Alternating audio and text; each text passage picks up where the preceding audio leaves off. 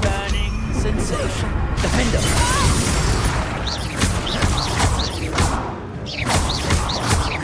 You will pay for your deed. Levioso. Potato! Stop that right now! Cubrigo! Descendo. I've had enough of this.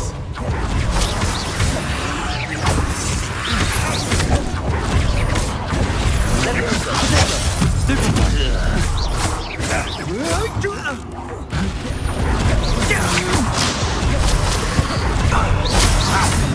Confringo. You made a great mistake. You'll regret Descendo. Target practice. You're going to regret that. Expelliarmus. That's mine! Incendio. Is that all they're teaching in Arresto Memento. Expulso.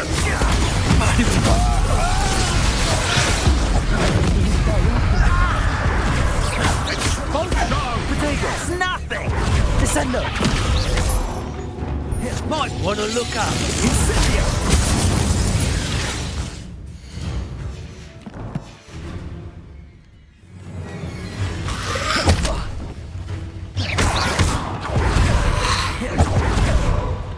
Incendio. Accio. Expulso. Arresto Memento. Accio.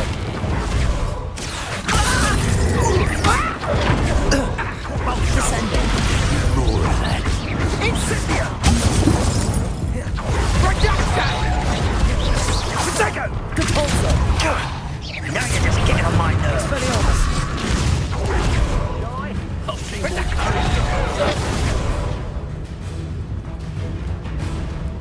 Expulso! Potato. Dodged an attack. Good for you. Accio. Some sort. Confringo. Potato! Levioso.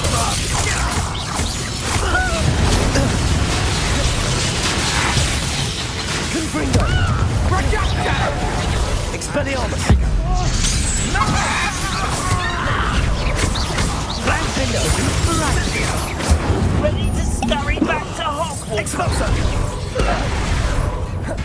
Arresto Memento.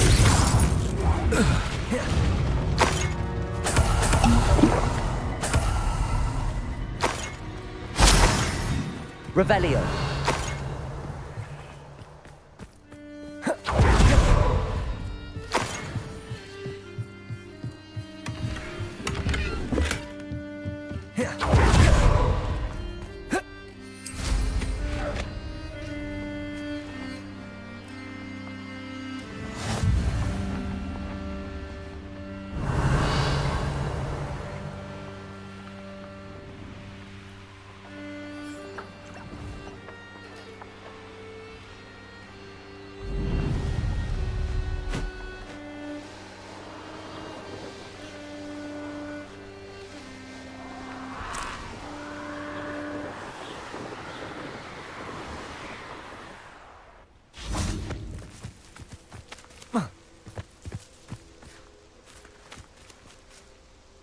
Is Highwing all right? Natty told me what the two of you did. Highwing's fine. I'm keeping an eye on her. She's safe, Poppy, I promise. Good. Whatever the poachers are up to, I want Highwing far from it. You said you had news about the poachers, and that some of it had to do with me. It did. I overheard them talking in the Hogshead, and did you know that they have orders from Victor Rookwood to capture you on sight? Does this have anything to do with Rookwood and Harlow coming for you in the Three Broomsticks after the troll attack? It does, somewhat. But at the moment, I'm more concerned about what else you heard the poachers are up to. Fair enough. But I hope you'll let me know if I can be of help, especially after what you did for Highwing. Does the name Horntail Hall mean anything to you? I'm afraid not. Why? What is it? The poacher's best kept secret, apparently. The name came up twice, but they never went into detail. I also overheard one of them bragging about all the gold they're making, at the expense of innocent creatures, undoubtedly. The poachers spoke of this area, and I thought if we searched around a bit, it might give us clues as to what they're doing. If you ever meet my gran, this trip never happened. Not to worry, Poppy. If I ever meet your gran, I shall not speak a word of this. I normally tell her everything. She might be my best friend after Highwing, but she knows how I feel about the poachers. I think she worries I'll do something ill-advised. Whatever gave her that idea? This way.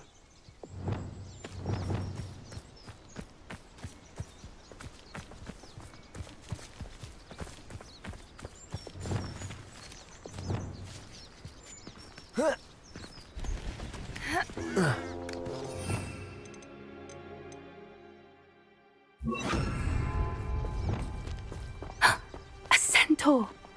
Tread carefully.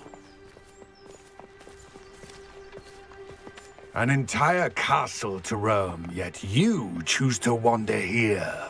Please, we don't want any trouble. We're simply passing through. Do you take us for fools? That we do not notice more and more of your kind around here, in league with the poachers? We aren't involved with them. If anything, we want to see them stopped. I hope for your sake that is true. Our kind is swiftly losing patience with the poachers and those they work with.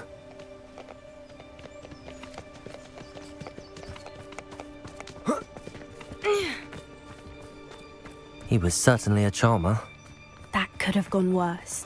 Centaurs aren't exactly fans of wizard kind, and the poachers aren't helping matters. But why would he think that we had anything to do with poachers? I did notice the poachers talking with a few villagers in Hogsmeade. I'm not sure why. Perhaps that's why the centaurs are suspicious.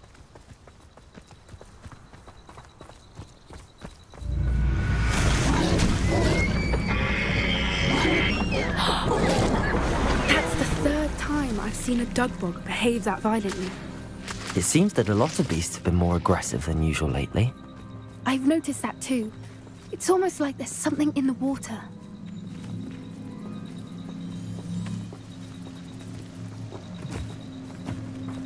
This is odd. What is it? Not entirely sure. Revelio. Look around. If the poachers were here, perhaps we can find out why. Why wouldn't they take their cages with them when they left?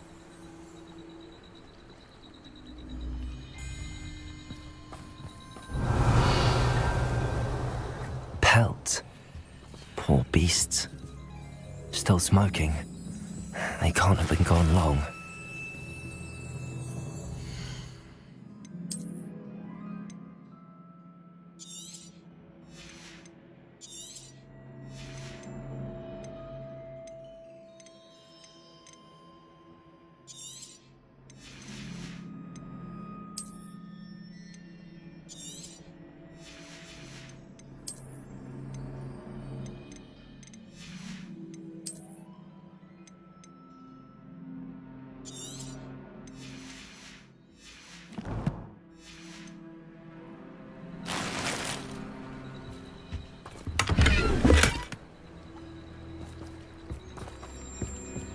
Revelio.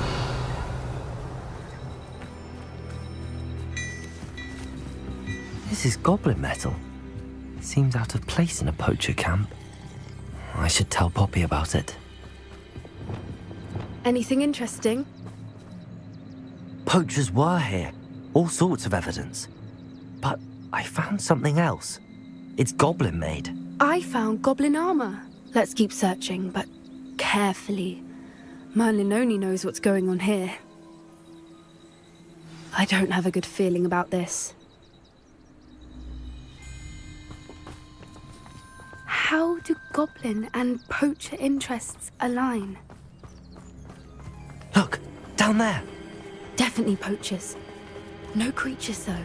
So what are they doing out here? Let's take a closer look. They won't be happy to see us. Should we use disillusionment? Or perhaps a less discreet approach? Hard to say from up here. Let's get a better lay of the land.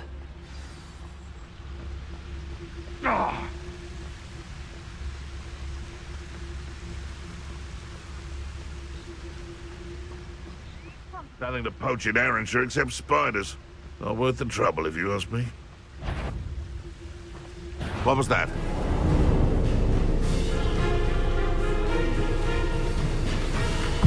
Running home! Potato! Incendio! Knife dry! Oh, it's being on fire. It's almost a knock Damn you! Arrest the lunatic. You learned that in first year, did ya? I'll make them all. Need to be quicker than Shall we finish what we've started? For more? my best work. Too slow. Arrest the lunatic. Not so tough now, are ya?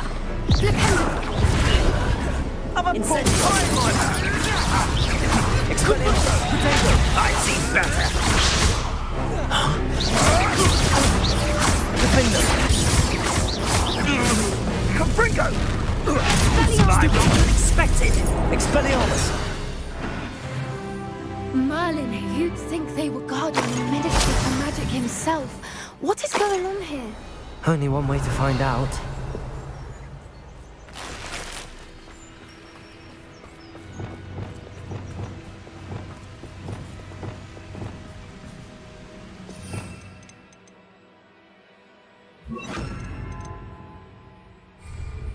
Lumos. Lumos.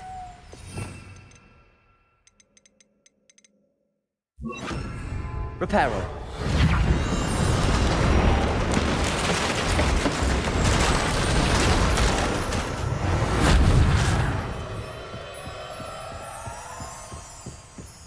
Revelio.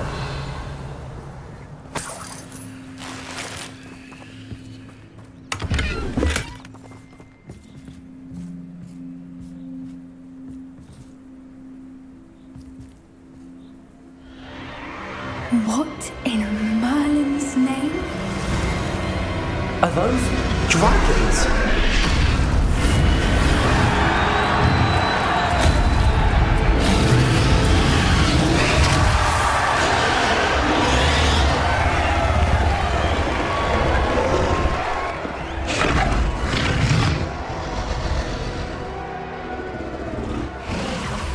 It's a dragon fighting ring. This is Horntail Hall. The name makes sense now, and the secrecy. No wonder the poachers were in Hogsmeade so much. Likely taking bets and spreading the word, given how crowded it is here. How could they possibly enjoy this? The centaurs have every right to be disgusted with wizard kind. There must be more dragons here. The poachers are far too greedy to run a fighting ring with only 2 dragons. We should take advantage of most eyes being in the fight and look around. But be discreet. You especially can't afford to be spotted.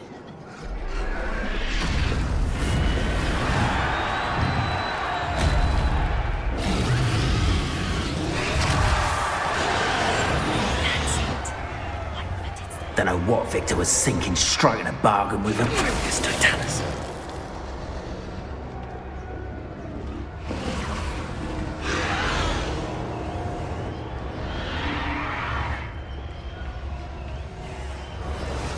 Revelio.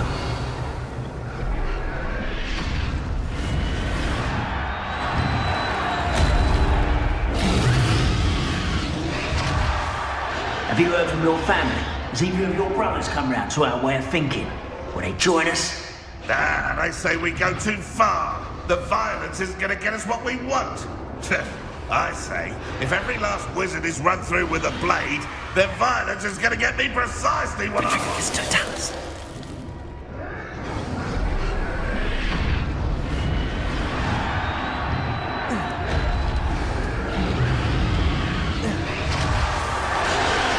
Revelio.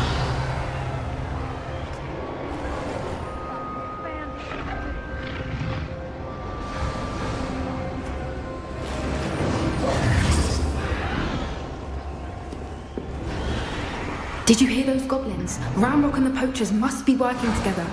Poppy, something's going on behind you.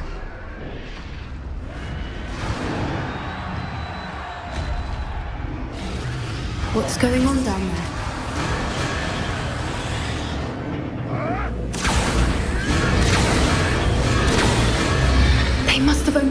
captured her. She's putting up quite the fight. Not a fair one, though. Not with her chained up like that. Let's even her on, shall we?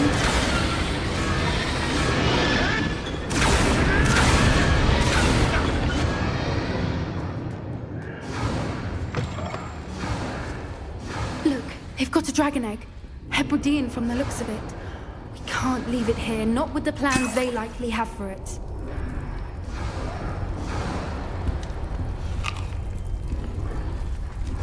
Hello, Hamora.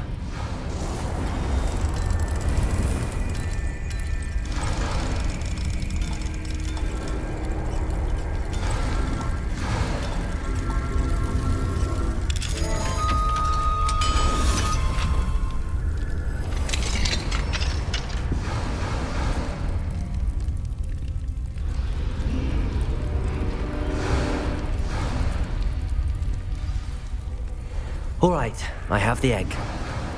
Ready. The elements of surprise will only buy us a few seconds. Let's make them count.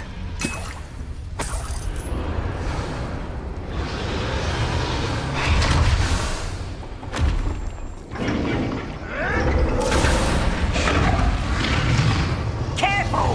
That rope will want his dragon intact. Don't think you'll get it out of here.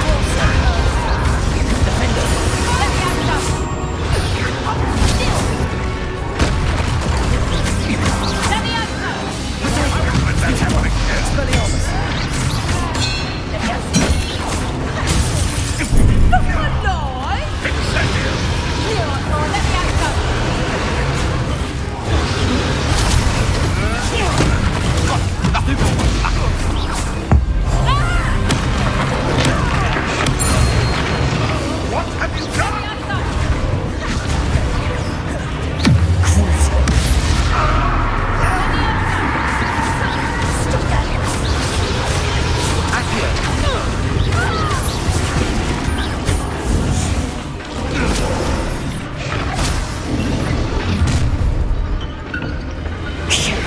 You're the one we're looking for, ain't you, your friend?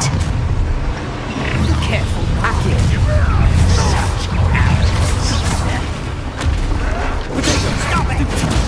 Listen to the weed. Back in the ground.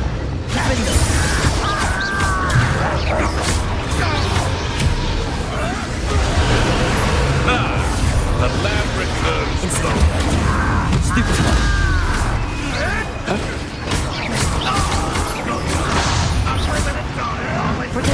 Stupid one. I won't go down as easy.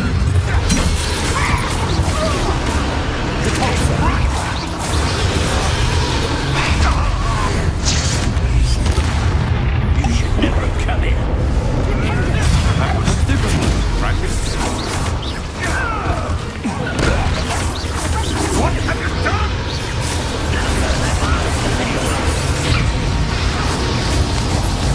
Expelliarmus. Stop that right there. Avoiding our problem. Nothing more than luck. Expelliarmus. Still hoping to survive this night. Defender.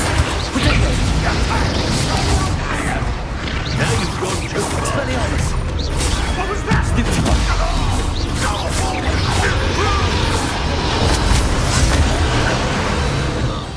We don't have time. We need to free her now before more show up. Revelio.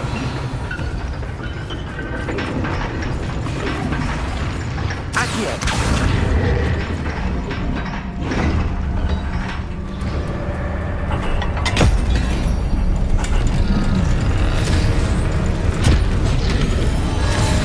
This may have been a bad idea. I suppose we'll find out.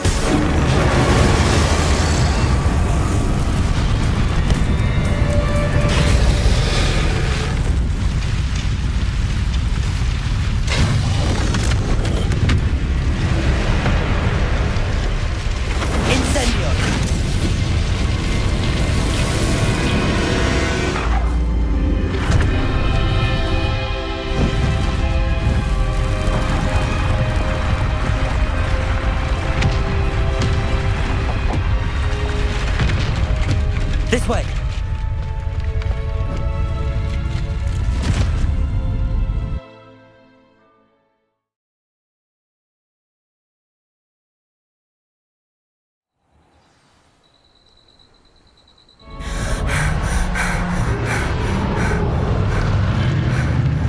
That was a Hebridean black. I'm guessing the egg we have belongs to that dragon.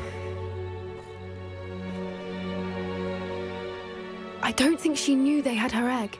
She wouldn't have left without it. What now? She didn't exactly leave us a calling card. I don't know. Nothing about this day was expected. Not the goblins, and definitely not the fighting ring. The last thing I planned on was a dragon egg.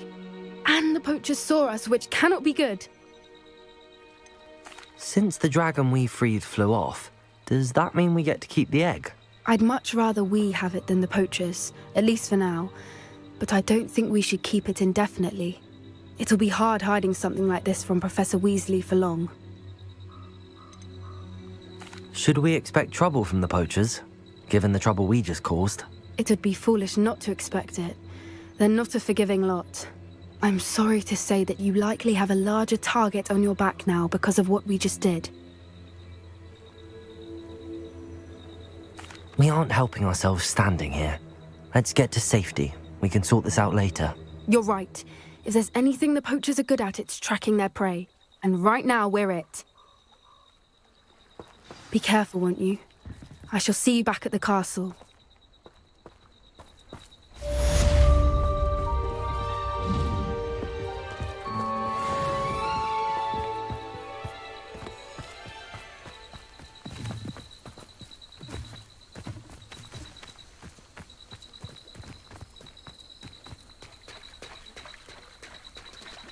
Revelio! Transformation spell. After you've completed the required tasks, which I'm certain will prove useful in finishing your field guide, attend my class to...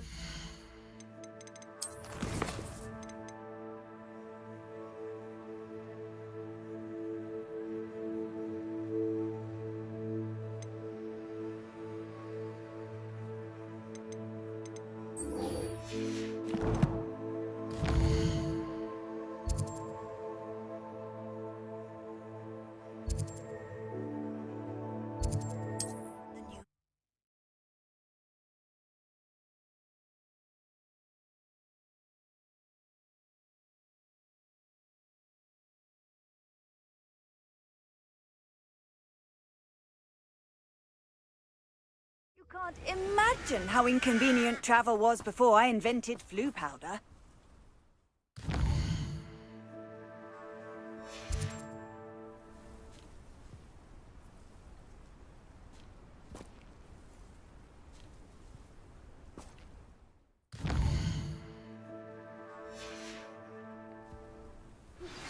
My mother would like to speak with me. I believe she has learned about some of what we've been up to. I'm hoping she may be easier on me if you are there. Can we meet at the Three Broomsticks? It may finally be safe since we rescued the dragon from Horntail Hall.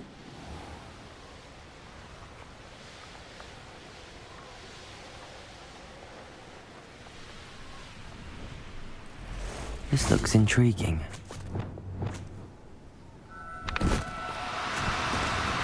Now, I'm only trying to help.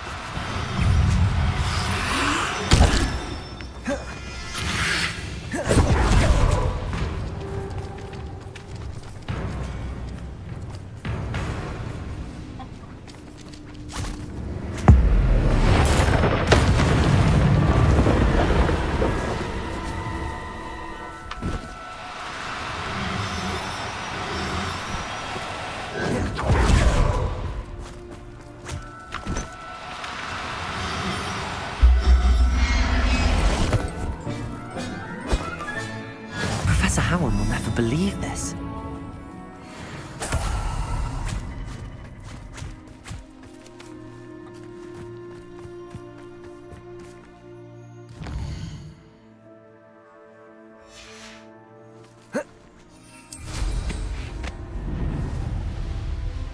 A castle. Must have been quite stately in its time. How did I get mixed up in this? doing Rookwood's work for him.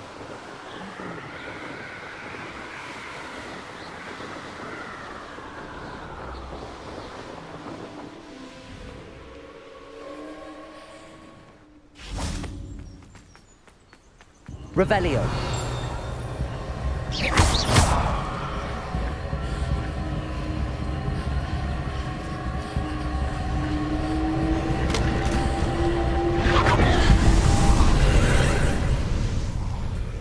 Revelio.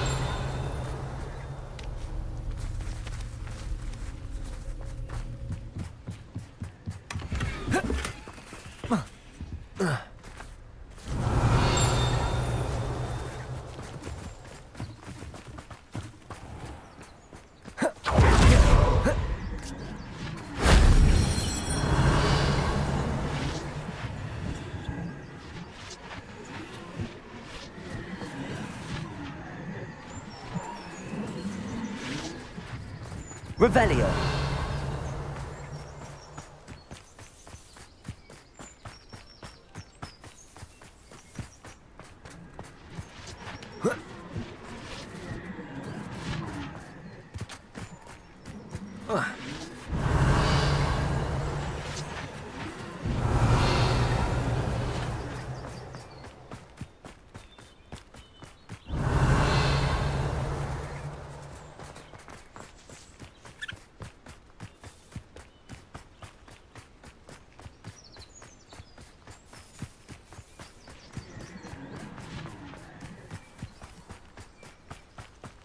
Revelio.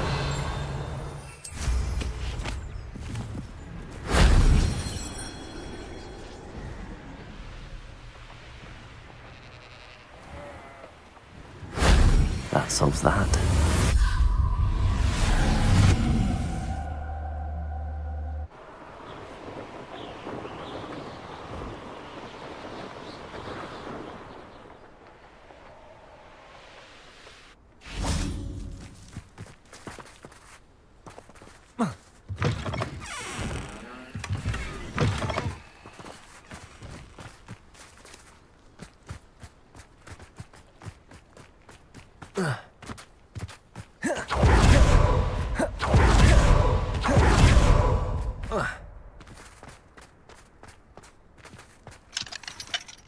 Aloha Mora.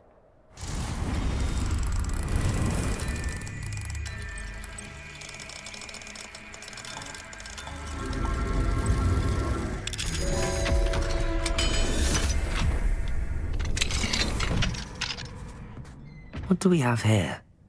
A demiguise. Accio. Levioso. Lumos.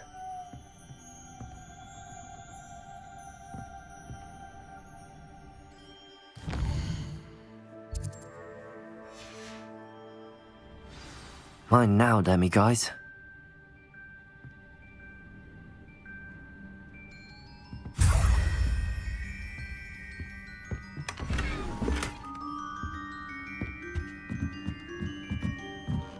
Revelio.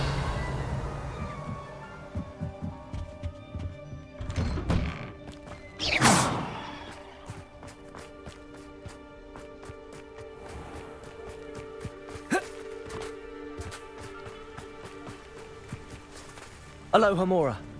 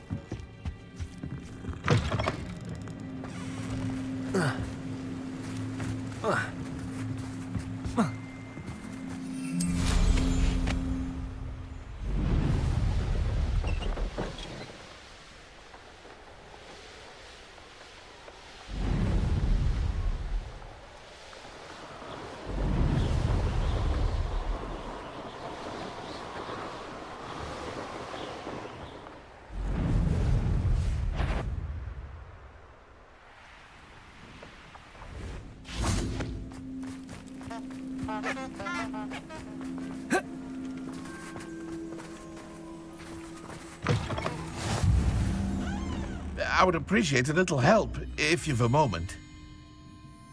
What is it? What's wrong? Goblins! That's what. Ranrock's lot. Nasty creatures. Ambushed me, they did. Nothing's safe anymore. I need a little something. Something to protect me if I run into them again. Maxima potion. That would do it. You're right. The world's not safe at the moment. It's best to take precautions. Here, use it wisely. Oh, I will. You can be sure of that. Ranrock's lot won't take me down. And I've you to thank. Please, accept this gift in exchange for your help.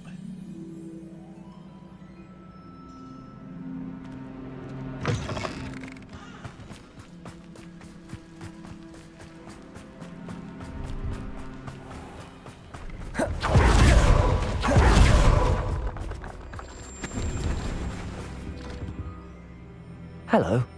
Do you have anything for sale? Hello. It's not often I see Hogwarts students here during the school year. I'm Priya Treadwell at your service, and I sell a variety of traveling necessities. Are you related to Nora Treadwell? Why, yes, she's my wife. Brilliant historian. Did you know that she's pursuing Merlin's life's work? I actually met her and she introduced me to her work. I'm involved in it now as well. Oh, that's wonderful. Then you must be rather brilliant as well. At any rate, I hope that you'll think of me whenever you find yourself in need of traveling supplies. It's been a pleasure meeting you. What do you have for sale?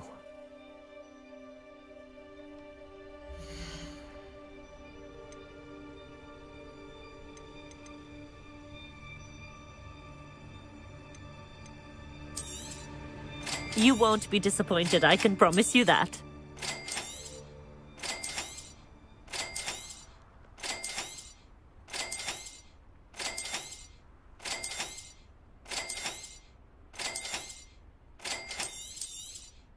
You won't be disappointed, I can promise you that.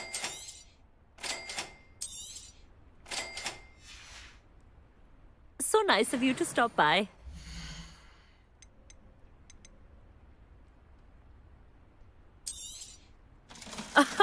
I didn't think I'd be the one doing the buying.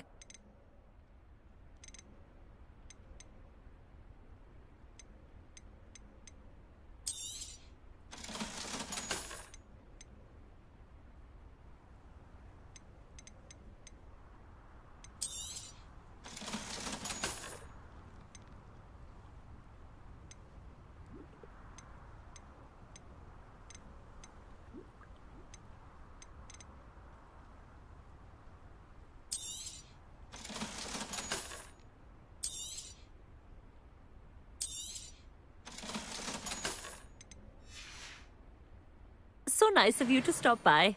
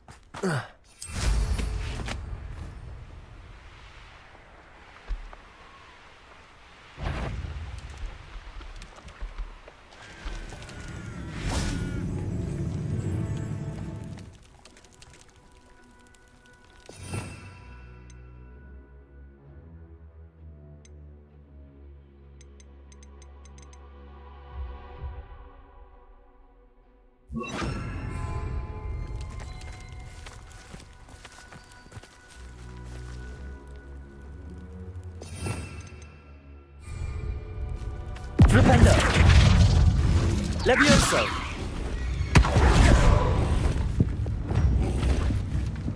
Flipendo!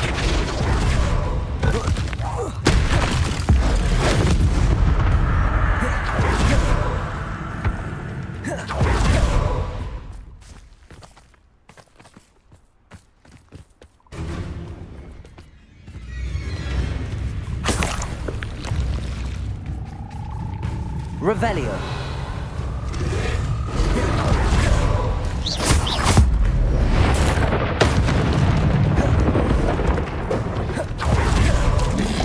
Flipendo. Potato.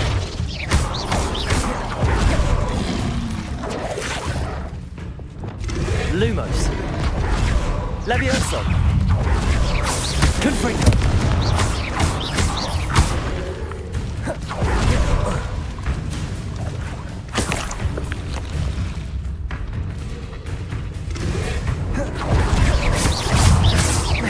Confringo. Crucio. Accio. Flipendo. Confringo. Depulso. Defendo. Expelliarmus. Incendio.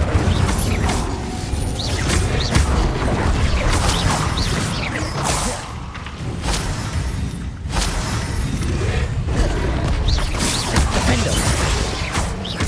Expelliarmus. Incendio.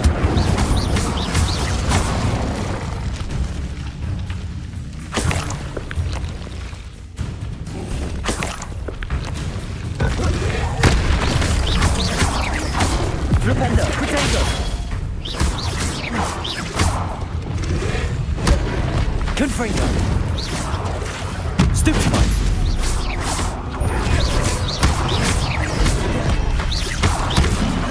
Descendo.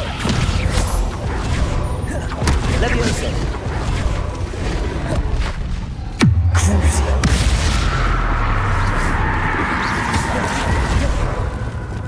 Levioso. Confringo. Incendio. Defendo. Protego. Depulso.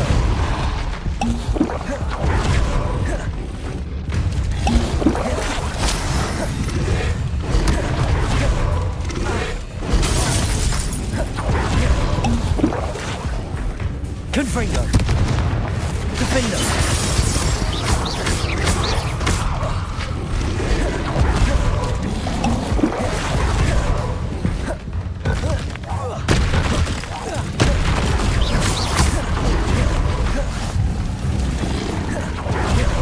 Defendo. Depulso.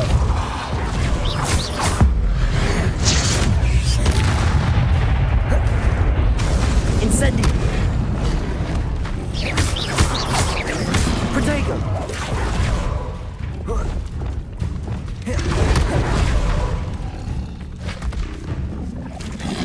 Levioso.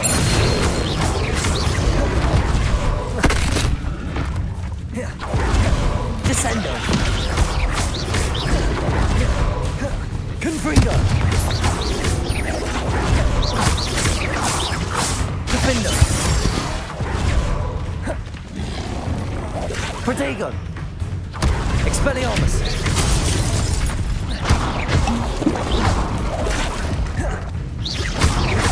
Incendio.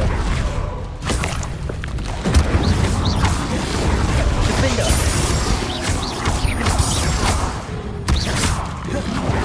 Crucio. Incendio. Expelliarmus. Defendo.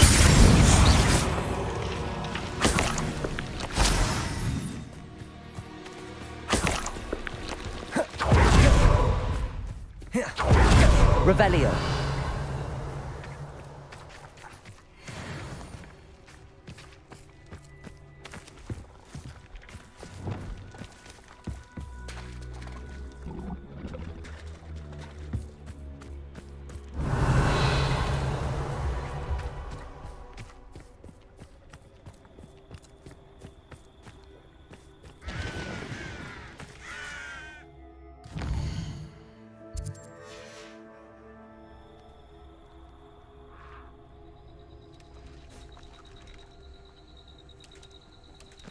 Revelio.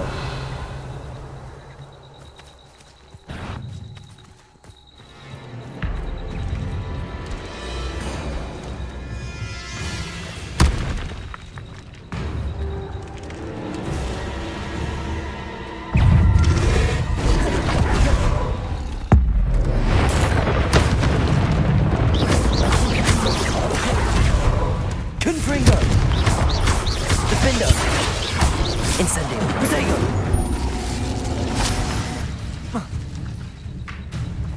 Revelio.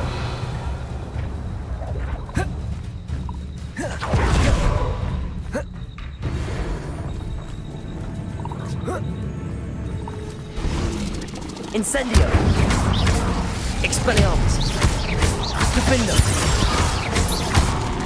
Crucio. Incendio. Protego.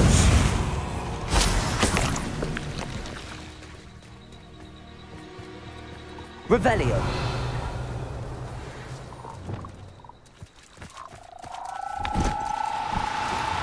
Do cooperate, won't you?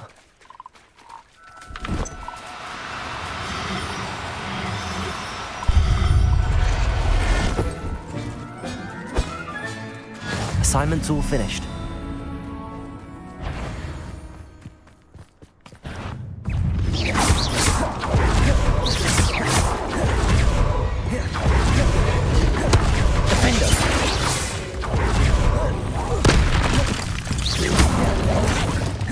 Expelliarmus! Incendio!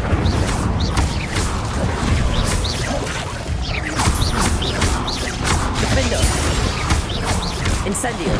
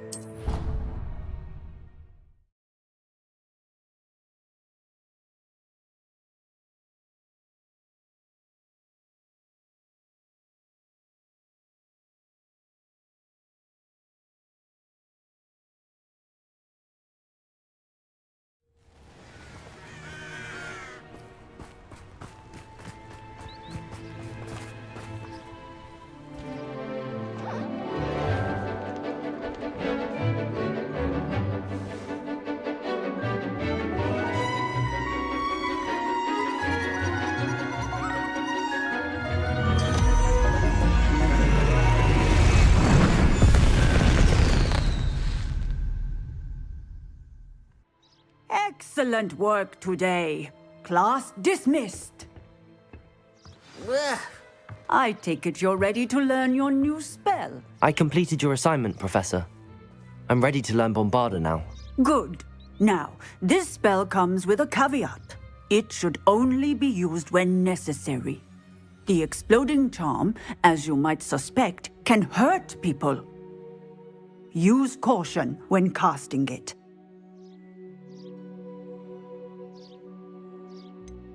Is this something we should be learning in school? Better for you to learn it in school, where we can instruct you properly as to its use, Now, you must be precise in your wand movements. We don't want you blowing your hand off. Go ahead. Nice and steady wand movements. Remember, the exploding charm is highly volatile.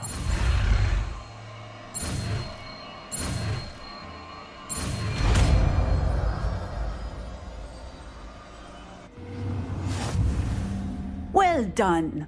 Now, let us put it into practice.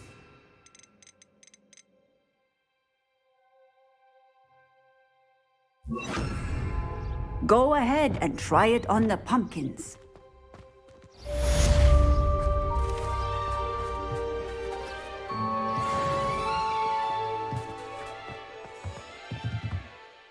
Professor, might I have a moment? Yes. What is it? I was wondering what inspired your interest in magical beasts. Are you considering some sort of profession in the field? I haven't decided quite yet, but I do find magical beasts fascinating. You do seem to engage well with the beasts in class. I believe that when choosing a path, particularly of a scholarly nature, one must take into account both one's enthusiasm for a particular subject as well as how one may best serve the students to whom one is obligated to both inspire and teach. Of course, Professor. When did your path become clear? I recall it quite vividly. It was the summer between my 6th and 7th years. I read in the Prophet about a wizard who'd been selling alchemy eggs and disappeared in the mountains near my home. I knew of the alchemy, of course, from my studies, but they are native to lands east of here, such as India. I wondered if it was possible that an alchemy could be so nearby. Hence, I went to find it. What type of beast is an alchemy? It is a spectacular beast. A feathered, winged serpent-like creature that can grow or shrink to fit a particular space. Its eggs are made of pure silver, hence the desire to trade in them. Seems quite a challenge finding an alchemy in the mountains. It was. After a few days, during which my parents grew increasingly annoyed at my absence, I found what little remained of the wizard egg trader. He was near a tree hollow, and there, inside, was a nest with 7 silver alchemy eggs. What did you do with them? Nothing. Beasts are to be valued for what they can provide for wizard kind. Protective clothing, potion ingredients, even wand cores. Only poachers see the value in ending a beast's life for galleons. I left the eggs alone. I hid, and moments later, the beast flew right over my head. Breathtaking. She then seemed to all but disappear as she shrunk to fit into the hollow. That sounds incredible. Indeed. I knew in that moment that I needed to understand all that I could about beasts and ensure that wizard kind learned to benefit properly from them. Now, I trust that I have answered your question. You would do well to continue your study of beasts, regardless of your chosen path. Beasts and all that they provide will vastly improve your life, and perhaps one day even save it. I shall remember that, Professor. Thank you.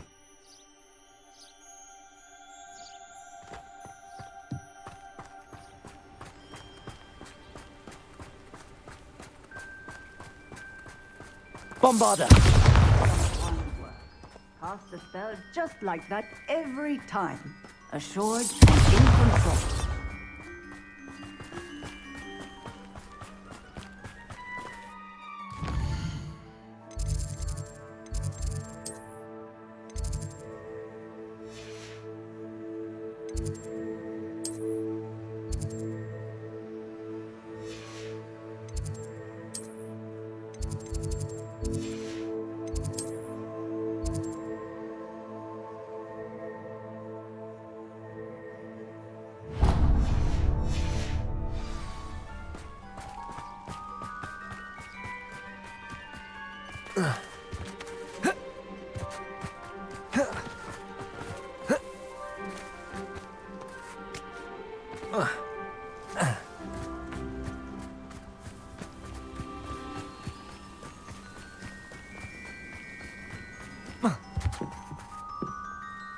Hello, Grace.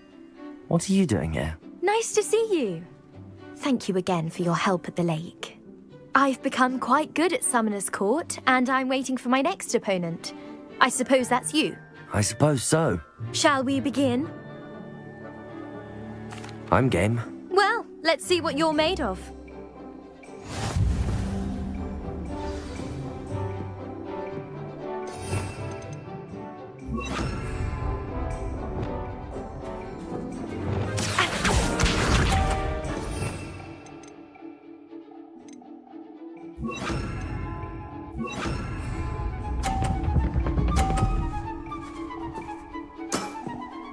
That's the way to do it.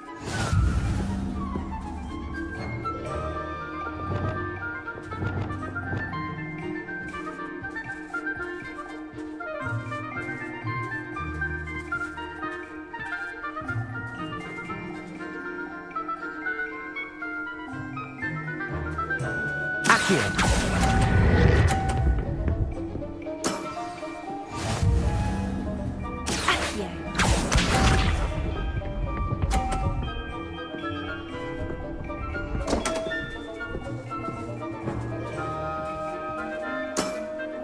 You didn't see that.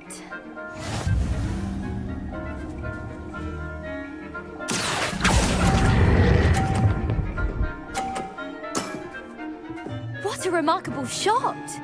Accio.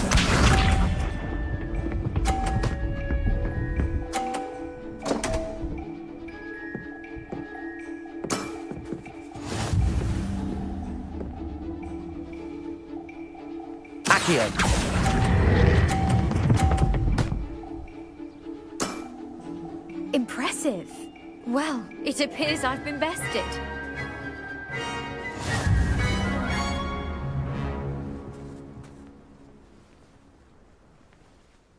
Well done!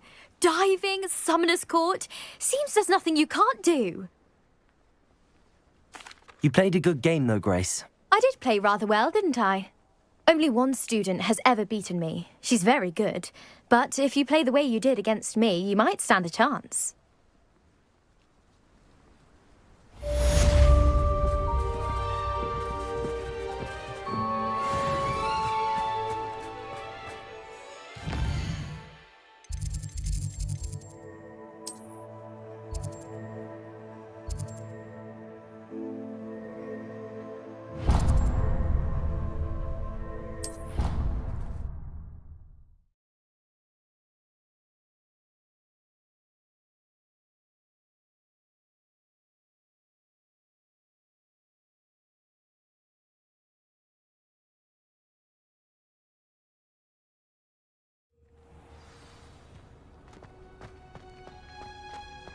Oh, it's you!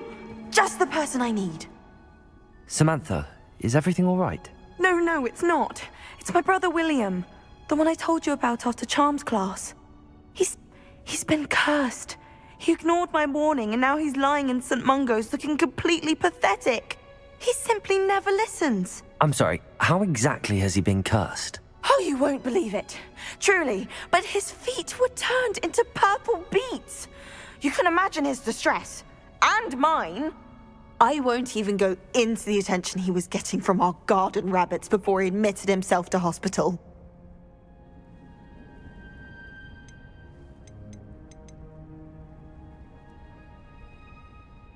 Beats for feet. How hilarious. I mean, how terrible. Horrible, truly. You and the entire school may find it funny, but the situation is dire. Well, it is an unusual situation. How did your brother end up like this? It's entirely his own fault. I told him about some research I'd done recently on our ancestor Marmaduke Dale. In particular, my discovery that Marmaduke's tomb was cursed. My brother's always making fun of my discoveries. This time, he laughed in my face. Told me I'd misinterpreted my findings. As if that were possible. And to prove his point, he went right up to the entrance of the tomb and poof! His feet transfigured into beets. How awful. I can see why you're upset. He definitely needs some help. Exactly. He may be a cape flapper, but he's still my brother.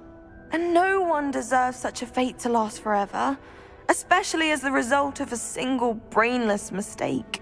Now I worry that if the curse isn't reversed, it could become permanent. Can't the curse be broken? Possibly. The curse stems from a crest that was stolen from Marmaduke. If the crest were returned to its rightful place upon his sarcophagus, then I believe that William's feet may be restored. You battled trolls when they attacked Hogsmeade, escaped a dragon, and I could tell by your work and charms that you're a skilled spellcaster. Returning a crest to a sarcophagus should be almost effortless for you. So, will you help us? Why was Marmaduke's tomb cursed? The curse is the result of an intense sibling rivalry between Granham Dale and his younger brother Marmaduke. Marmaduke was a famed herbologist, and Granham resented the attention that he received. Sibling rivalry? Sounds as if it might run in the family. But I would never intentionally curse my brother, not like Granham did. When their mother died, Marmaduke was given the prized family crest. Granham felt that as the eldest child, he should have been given it. Years later, when Marmaduke died, Granham stole it and cursed the tomb so that none in the Dale family could ever pay their respects.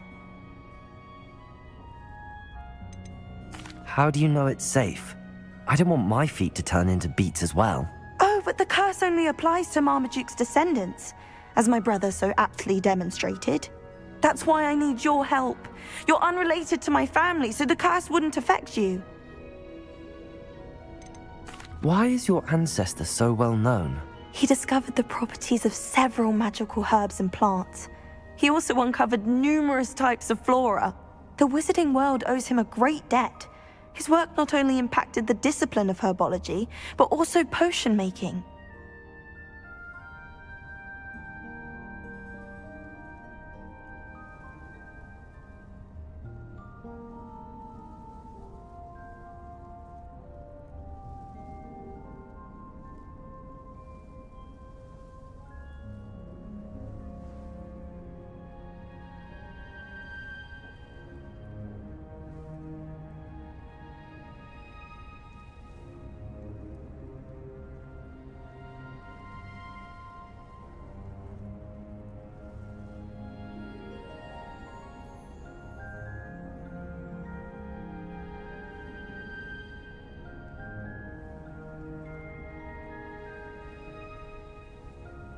I can take the crest to Marmaduke's sarcophagus for you.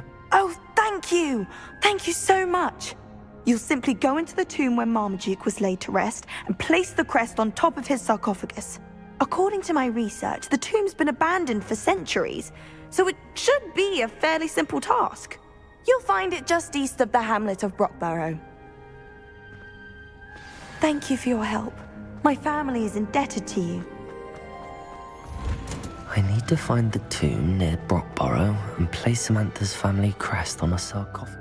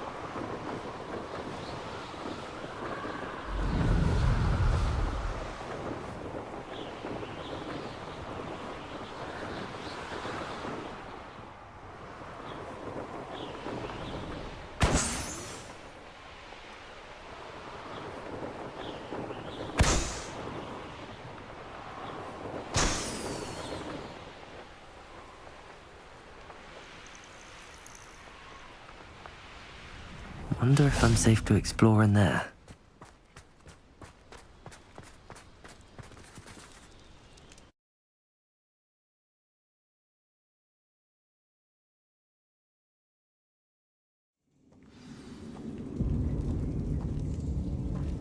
Well, my feet didn't turn into beets. That's a good start. Revelio. Bombarda.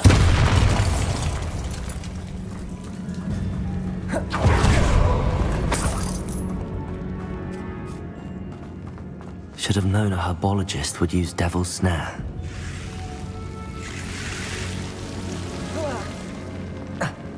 A troll? You can't be serious.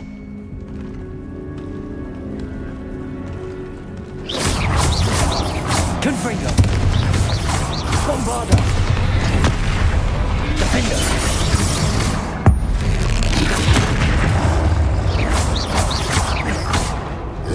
Expelliarmus.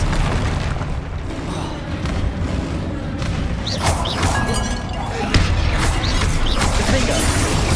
Potato. Stupefy.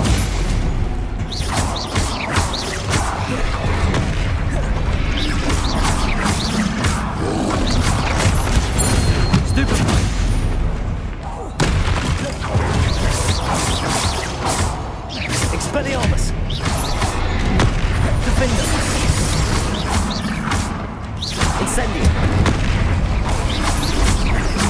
Expelliarmus.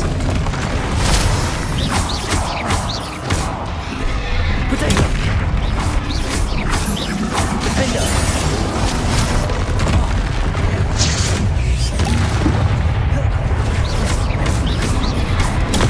Stupefy. Expelliarmus. Accio. Crucio. Potato. Glabella.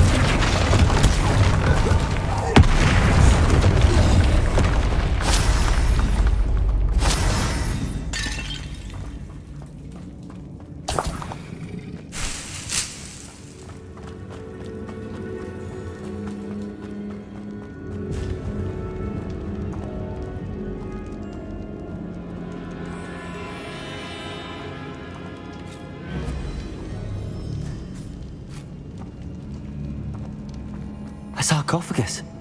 This must be Marmaduke. That should reverse the curse. Hopefully.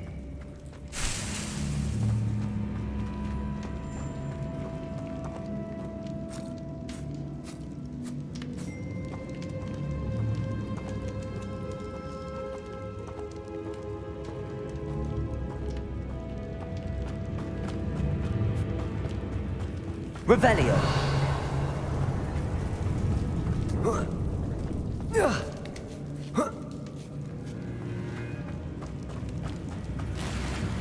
Well, Marmaduke certainly left behind more than plants.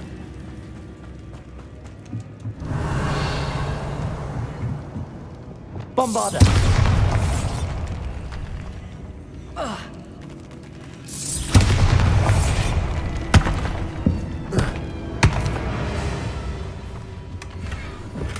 Revelio.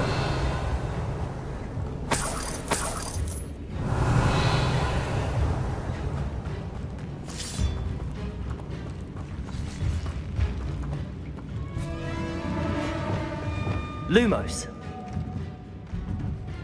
Incendio. Defender.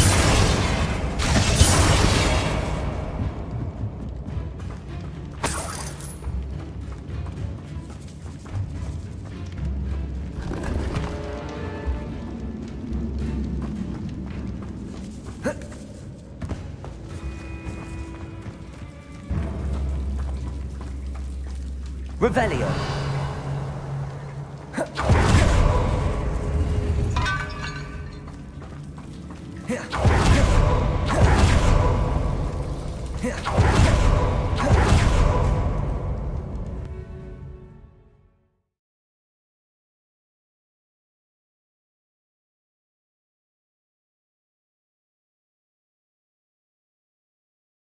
Samantha will be glad to hear that the crest has been returned.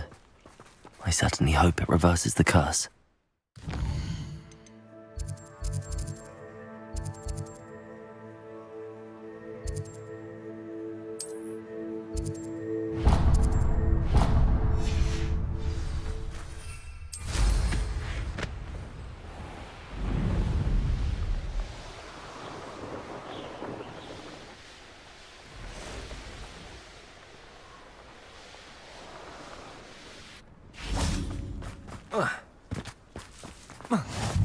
Rock barrel.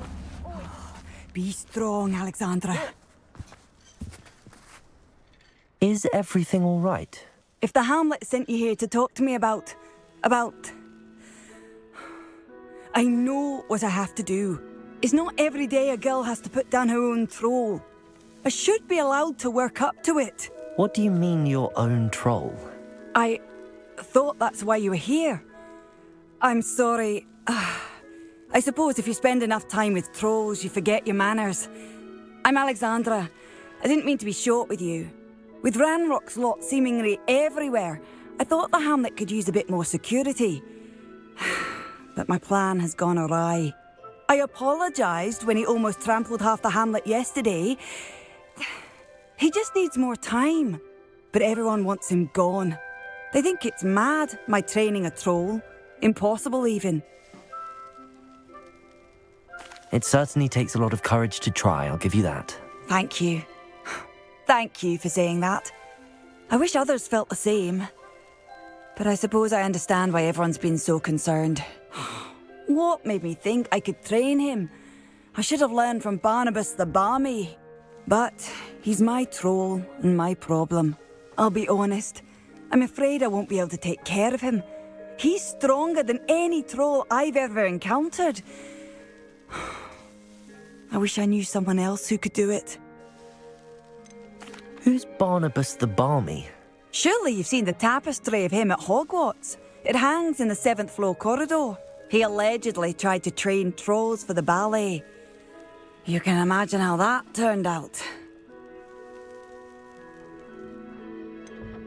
What exactly were you training the troll to do? I was hoping to train him to serve as protection for us. Frankly, I struggled to teach him even a word or two. Couldn't give him even a semblance of self-control.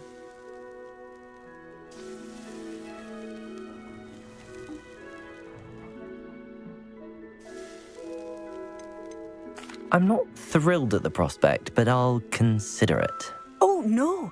I didn't mean to suggest that you should do it. In fact, you should avoid the area just southwest of here.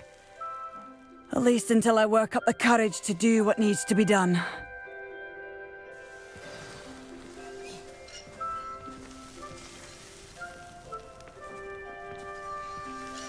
A troll on the loose near a hamlet. That could be devastating.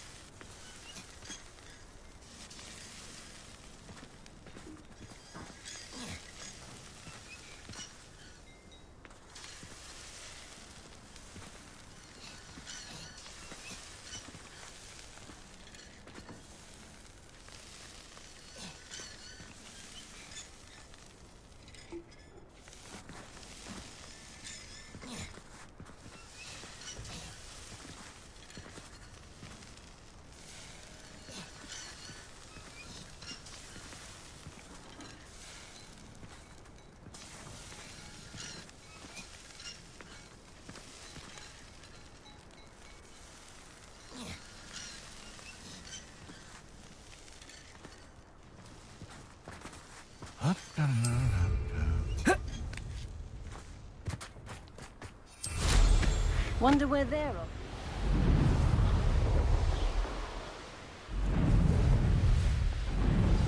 I take it you're Alexandra's friend.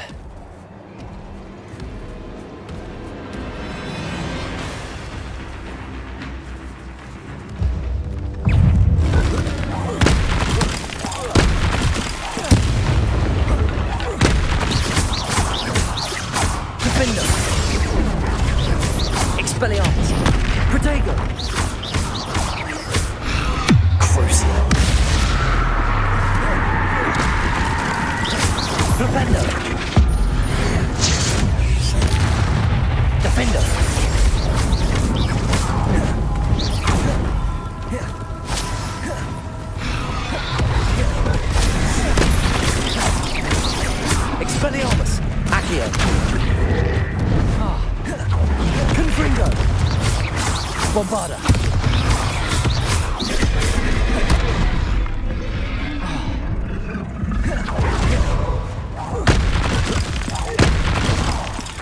Confringo!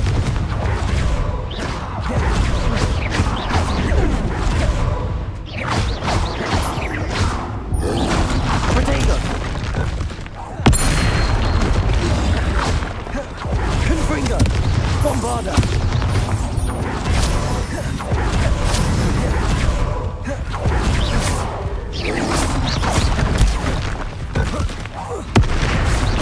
Confringo! Bombarda! Expelliarmus!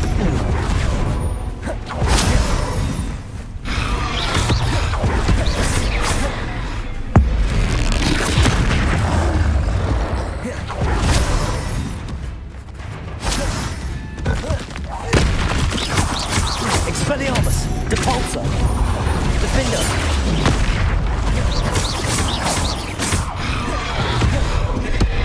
Crucible! Bombarda! Confringo!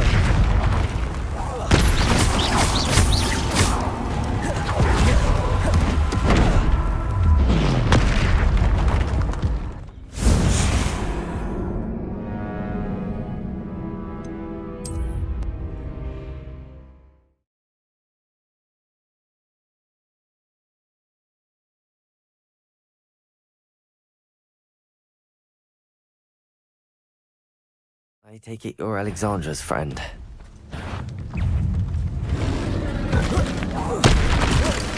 Defender!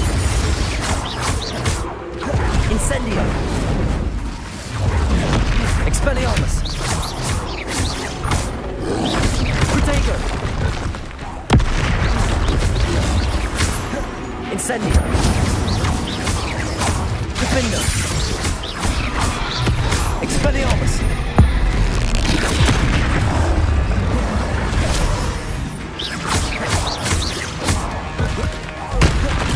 Incendio!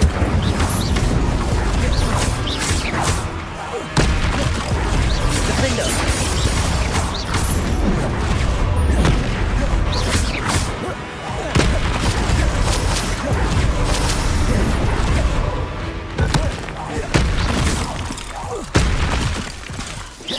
Defender!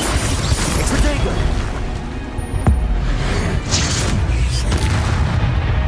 Confringo!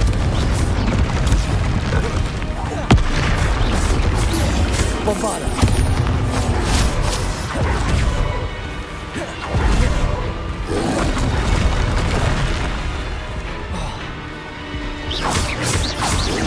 Protego! Confringo!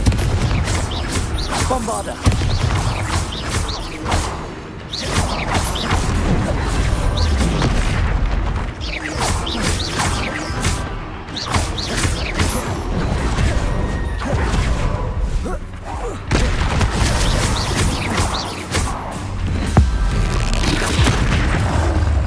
Bombarda! Confringo! Descendo! Protego!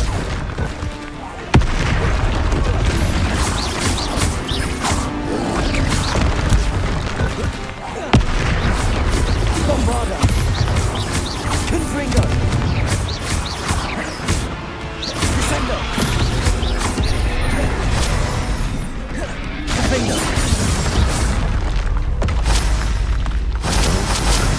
But the hamlet needed to be saved from that troll. Revelio!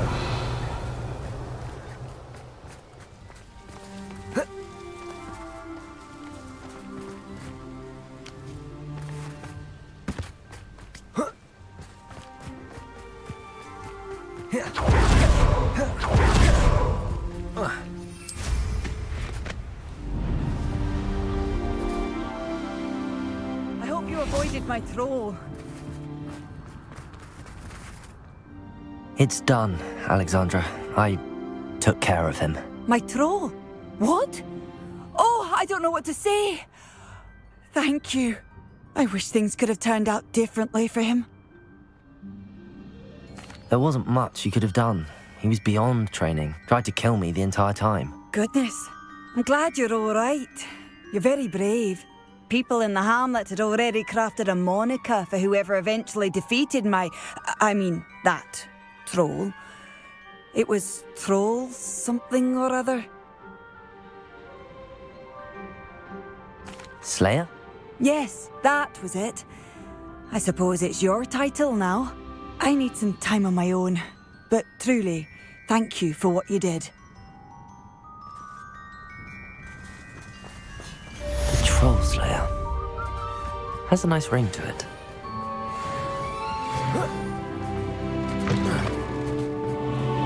I'd be terribly grateful if you could help me and my friend with a You sound as if you could use some help. How fortunate to see you. The, what was it? Troll, Slayer, or Vanquisher? Whisperer? No matter. You clearly know how to get things done. Eddie Thistlewood's the name. Listen, a friend of mine in Feldcroft needs help fighting Rangrock's loyalists. I sent 2 crates of Chinese chomping cabbages to help, but they've gone missing.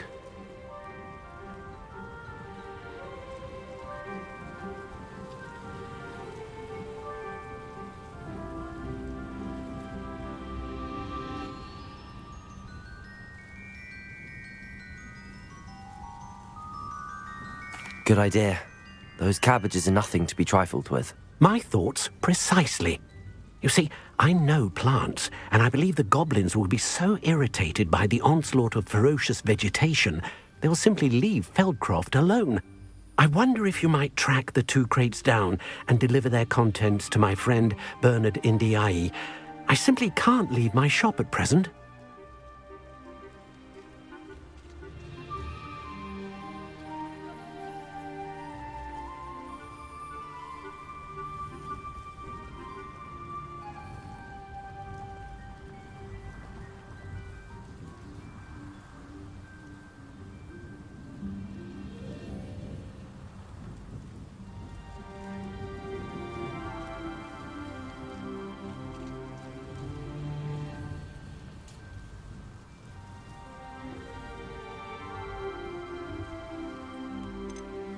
Any idea where I might find the crates? Yes, from what I hear, one was spotted south of Feldcroft, the other, so I hear, is south of Brockborough near the river. Could you not grow or buy more Chinese chomping cabbages? I suppose I could, but that would take time. Time we do not have, what with Ranrock's thugs posing new threats every day. Besides, it's the principle of the matter. I grew those cabbages, and they are extraordinary. Why would the goblins target Feldcroft? My friend Bernard says they've been seen in the area for a while. He seems to think they're looking for something, but lately they've become more aggressive.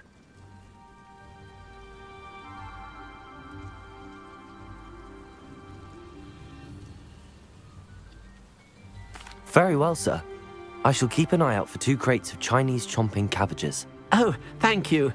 I shall let Bernard know he might be receiving those cabbages after all. What do you have for sale? I'm convinced that Feldcroft will be much safer with Chinese chomping cabbages defending them.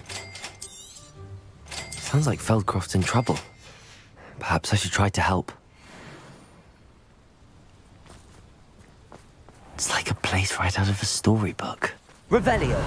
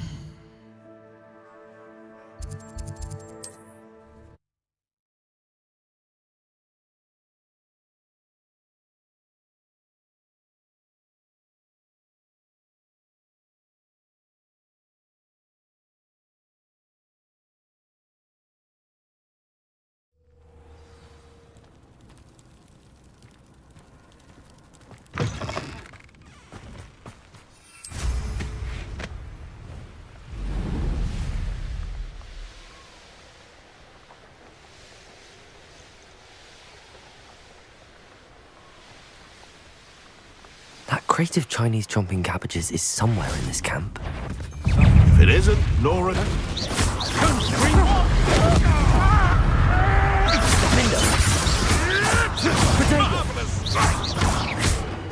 Expelliarmus!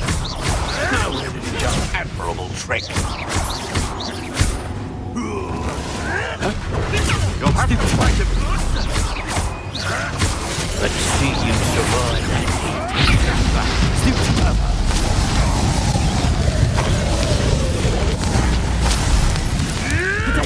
Stupid one! my young friend. Accio! Flipendo! This is Descendo. not going well for you. Nothing more than luck.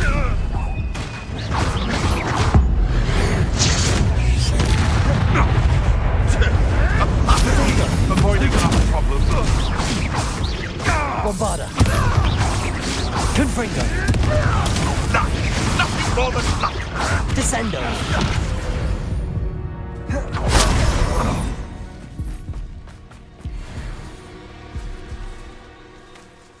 Aloha Mora.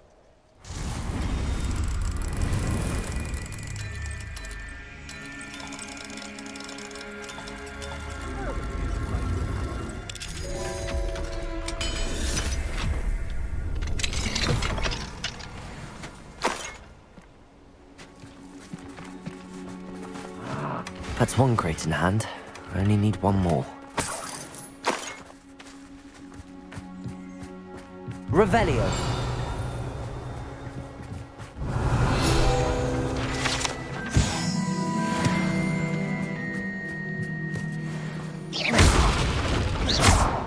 Bombarda. Revelio.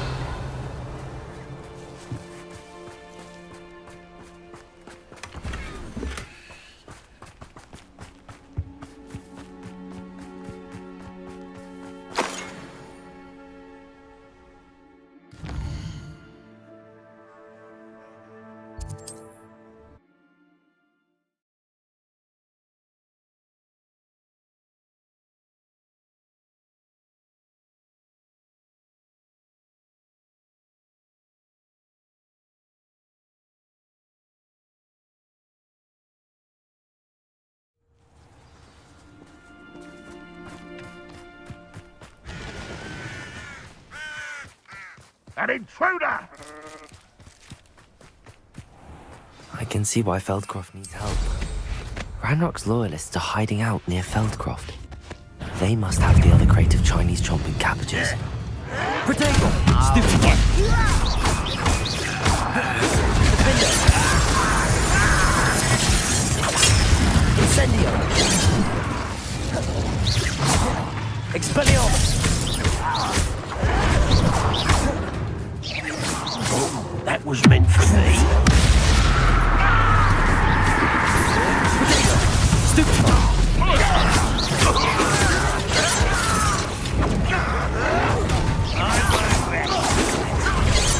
Flipendo!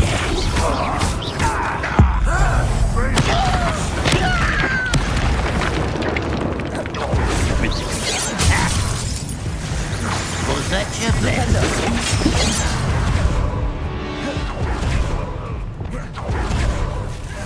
Crucio! Potato! Stupid one! Accio!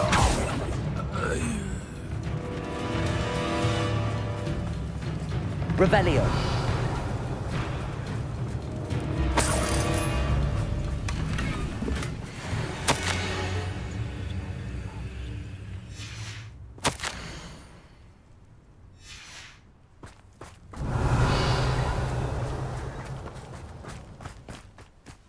That's all the crates of Chinese chomping cabbages. I'd better go and see Mr. Thistlewood's friend in Feldcroft.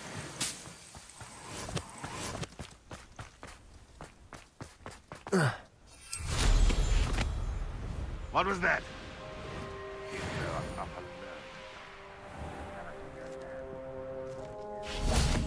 Hello there. do you have the special delivery from my dear friend Eddie? Hello, Mr. Ndi. Eddie Thistlewood sent me. Yes, he told me to expect you. Do you have the Chinese chomping cabbages?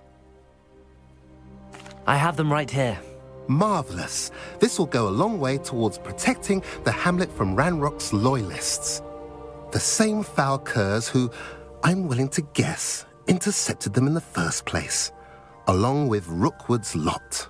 Feldcroft owes a debt of gratitude to you and Eddie. Thank you for your help.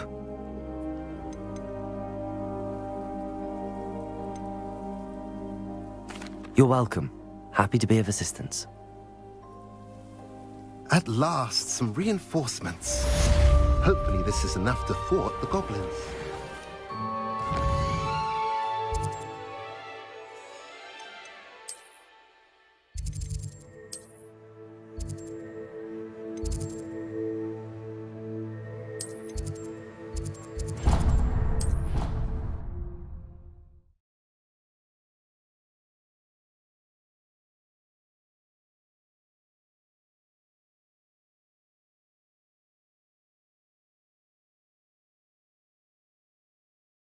What are you up to now?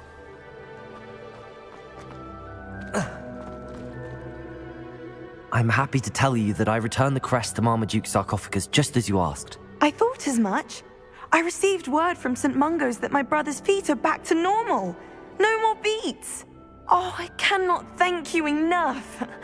It wasn't too much trouble, I hope. Well, there was a troll in the tomb. A troll? Oh dear, I'm so sorry. That's awful. No one has been in that tomb for centuries. But I can't say I'm surprised. Marmaduke seems to have been full of surprises. Indeed he was. Well, I suppose I should be going.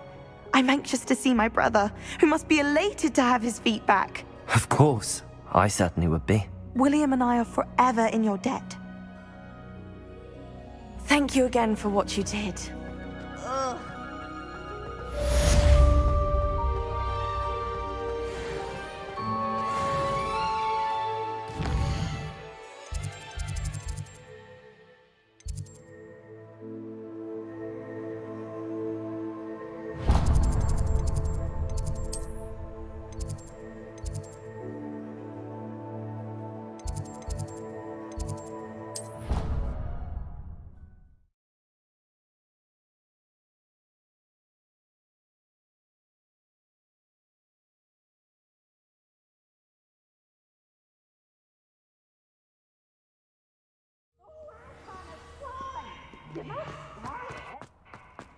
So frustrating. You wanted to speak with me, Mother? I had hoped to speak with you alone, Natsai. Your message mentioned your concern about an unusual creature that was spotted in the woods near Hogsmeade. That could have been anything. You know what it was, Natsai. I am allowed to leave the castle. I am always careful, Mother. Careful? Officer Singer disagrees. She sent me an owl telling me that you have been trying to collect evidence of some kind against dark wizards. She berated me for not keeping a closer eye on you, and she is right. I do not want you visiting Hogsmeade for the near future. But Mother! My little gazelle, you are well-intentioned, but you must not meddle in the affairs of dangerous people.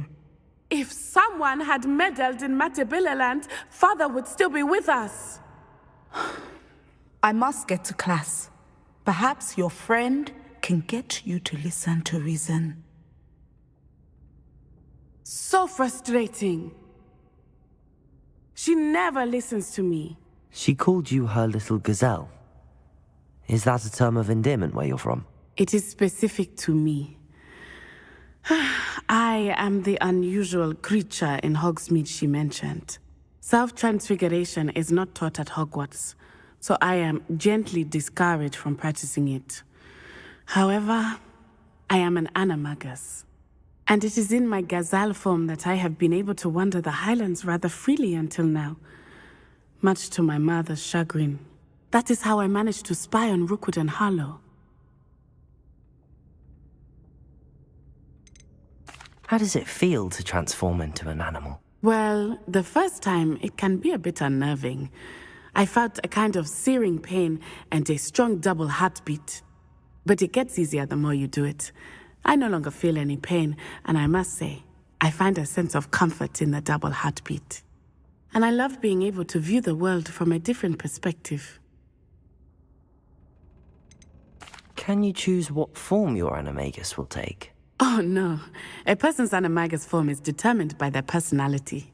My mother is convinced that my form is a gazelle because I adapt well to any situation. I believe it is because I can sense danger and keep my wits about me. Were you born an animagus, or did you learn to become one? Animagi are not born. The process is quite elaborate. It involves holding a mandrake leaf in one's mouth for an entire month, then placing the leaf in a crystal phial so that it is imbued with moonlight, then adding one of your own hairs. And that is just the beginning. Self-transfiguration is common among students at Ouagadougou, but Professor Weasley considers it much too dangerous to teach at Hogwarts. Now the nickname makes sense. What an extraordinary ability to have. It is. I love transforming, but Mother is less enthusiastic about it. She says that no creature, especially one as rare as a gazelle, should be bounding about where poaching has become so prevalent. She claims that she has foreseen tragedy befall me in my gazelle form. But she has used her sight to control me too many times. I no longer believe it.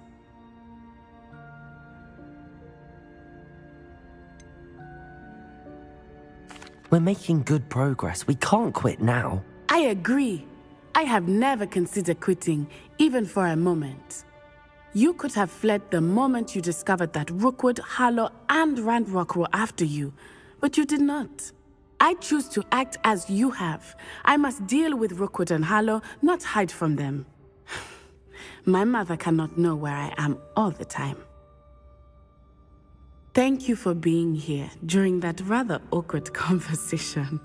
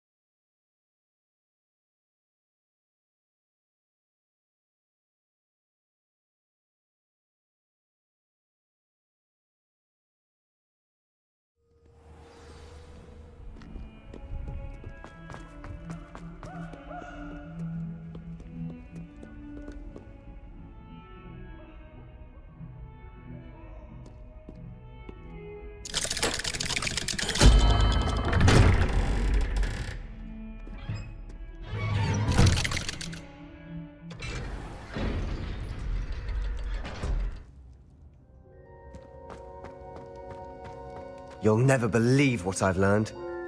What did you discover in the spellbook we found in the scriptorium? Salazar Slytherin's spellbook was a little difficult to interpret, but fascinating. Evidently, he encouraged teaching dark magic at Hogwarts. Neither the Imperious Curse nor the Killing Curse was unforgivable during his time.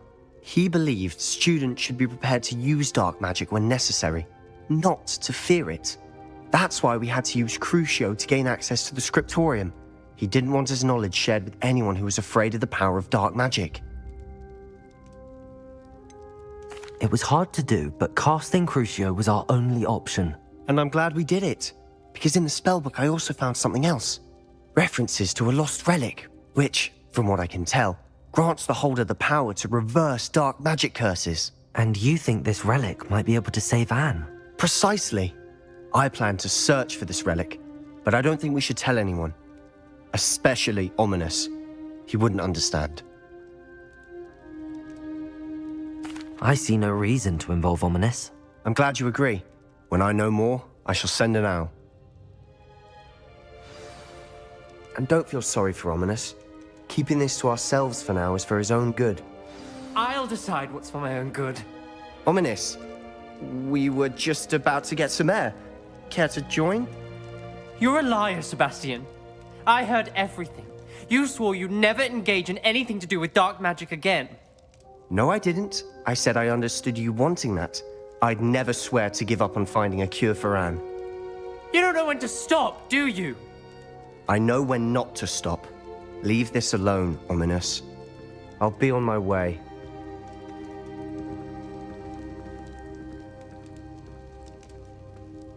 I am not letting this go. Ominous, Sebastian meant well. I know what I heard.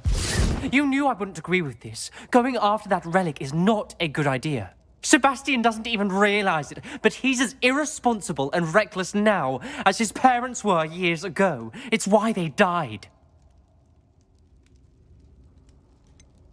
I knew his parents died, but I never heard what happened.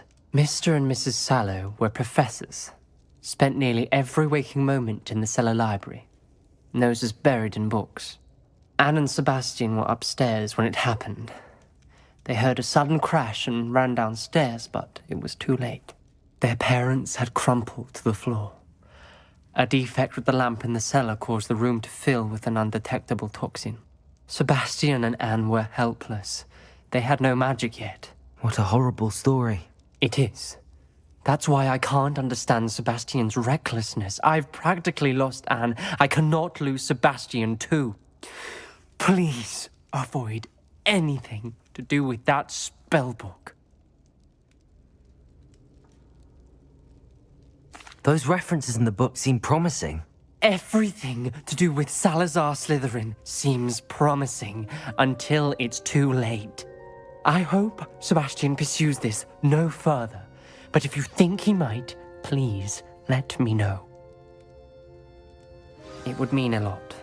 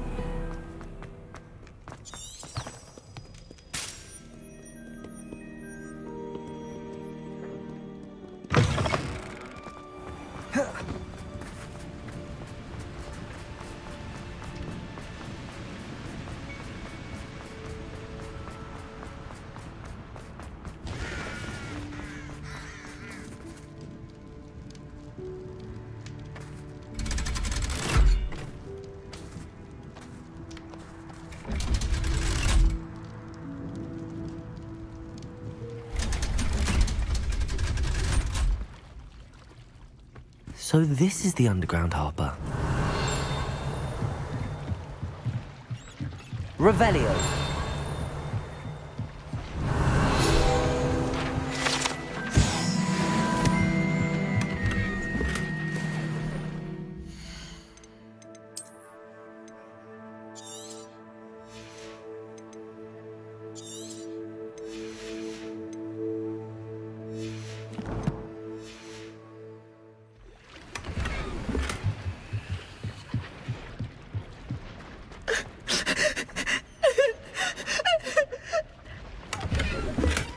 Revelio.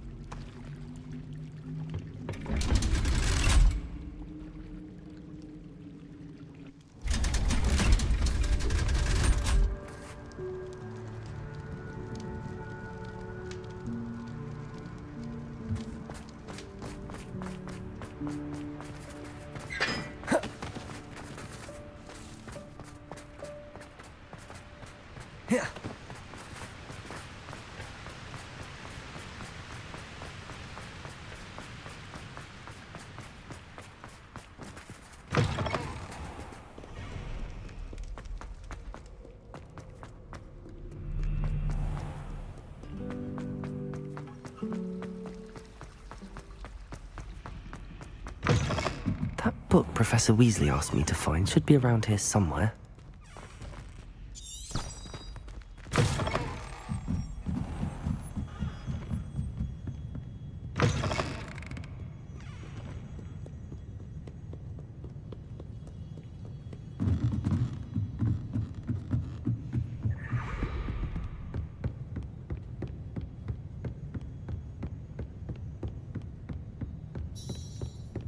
Revelio.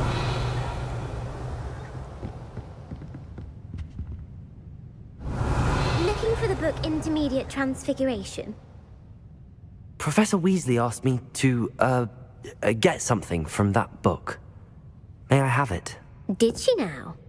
I'll give you this book if you humour me by answering a few questions from my quiz. Quiz? Some people call bits of knowledge trivia. I would argue that no knowledge is trivial. Hence, I have created a small quiz, just for fun, focusing mainly on the lore of the wizarding world. None of the other students will try it, no matter how many times I ask. They all say they have enough with schoolwork. Ugh, they don't value knowledge the way I do. Surely you're interested. I'll even start you off with a few of my easiest questions. A quiz sounds like fun. Splendid! Just a few questions, and then I'll hand over this book. Let us begin. Before the invention of the golden snitch, which magical creature was used in a game of Quidditch?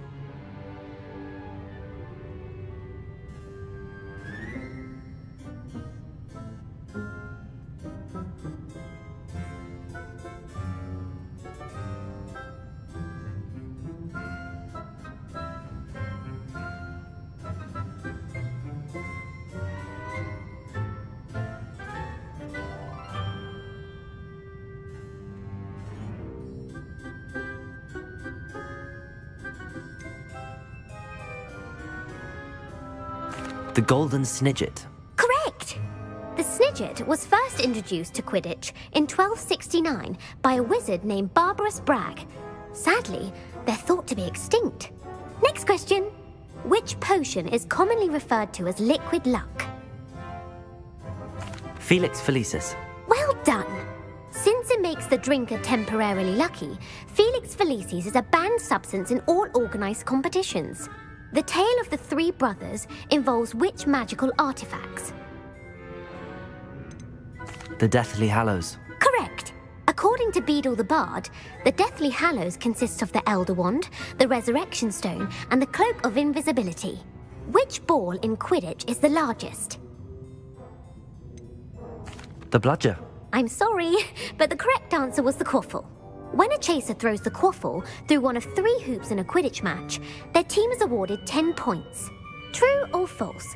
Polyjuice potion allows the drinker to change species.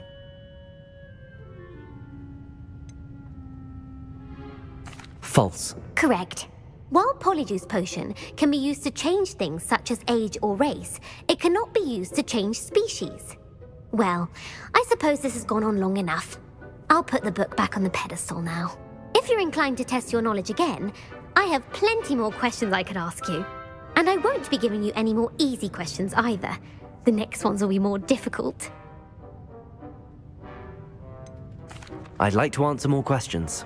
What governmental body directly preceded the Ministry of Magic?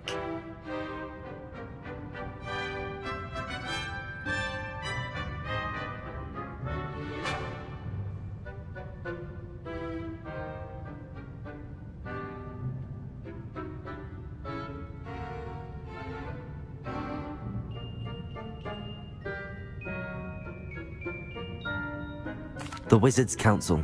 That's correct. The Wizards' Council disbanded in 1707 after the creation of the International Statute of Wizarding Secrecy, which required a more structured government to support its enforcement. Which dragon breed is the smallest?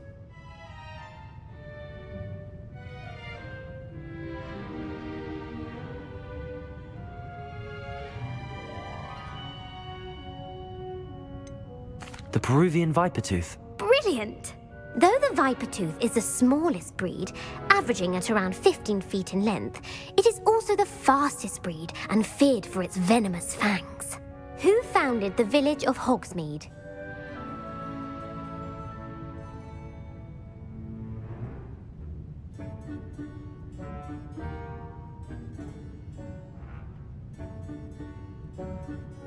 Hengist of Woodcroft. That's right! It is believed that Hengist used the 3 Broomsticks Inn as his home. The hide-behind was accidentally created by crossbreeding a ghoul with what other magical creature?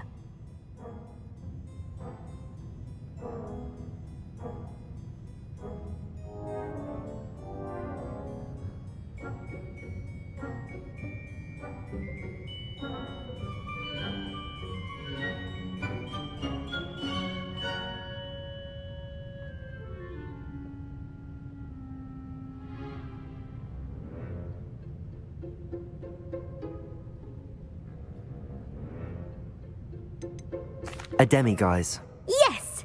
While the hide-behind has the power of invisibility, those who have seen it have described it as a tall, thin monkey with silver hair. What is the only spell known to repel a lethifold?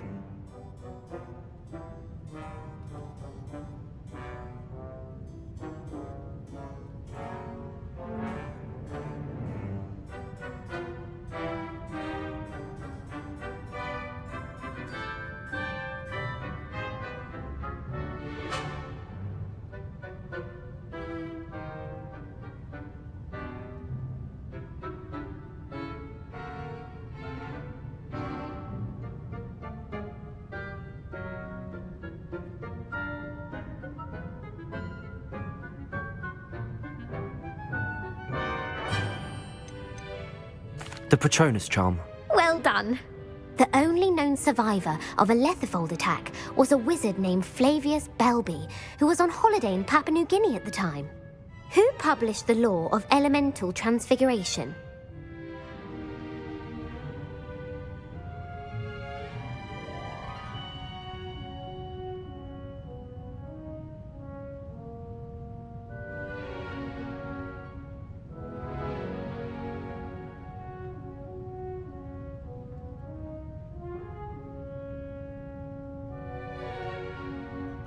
Gamp.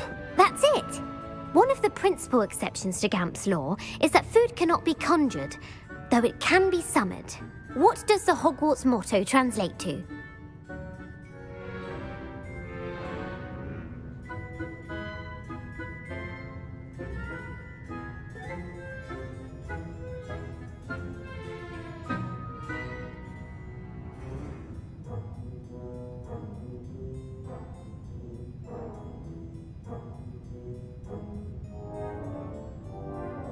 Knowledge is the real magic. No, the answer was never tickle a sleeping dragon. In Latin, the Hogwarts motto is Draco dormiens nunquam titilandus. Which magical creature is the only one known to produce eggs through its mouth?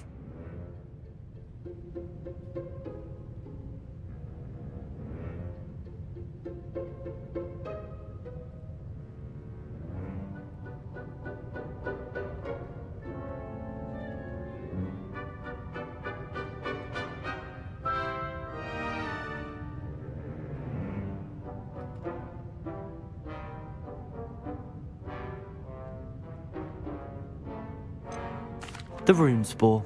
That's right! According to parcel mouths, each of the rune's paws' 3 heads serves a different function. The left head is the planner, the middle is the dreamer, and the right is the critic. Where is Ilvermorny School of Witchcraft and Wizardry located?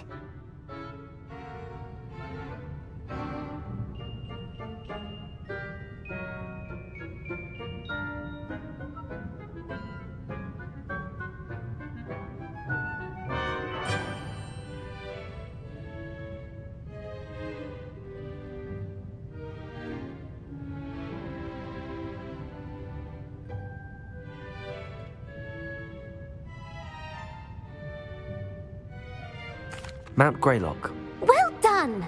The American school was founded in the 17th century by Iseult Sayre and James Stewart. What is the most powerful love potion known to wizard kind?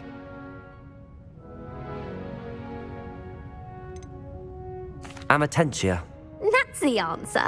Amatentia smells differently to every person, according to what they find attractive, such as dusty book covers or... Are you interested in continuing on to the next round? They're my most difficult questions.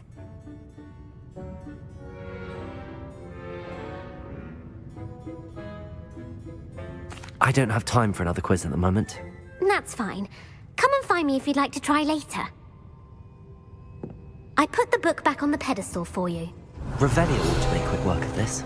Well, are you ready to test your expertise with my most difficult questions? Give me your worst. Wonderful.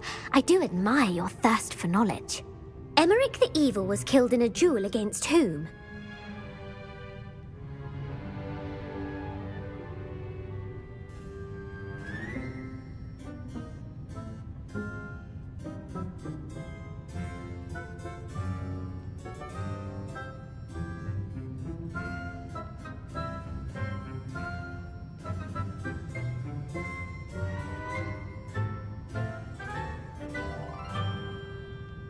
Egbert the Egregious. That's right. Emmerich gained notoriety for terrorizing villages in the south of England during the Middle Ages, when he was the master of the Elder Wand. If a chaser keeps their hand on the quaffle as it goes through the goal, what foul are they committing?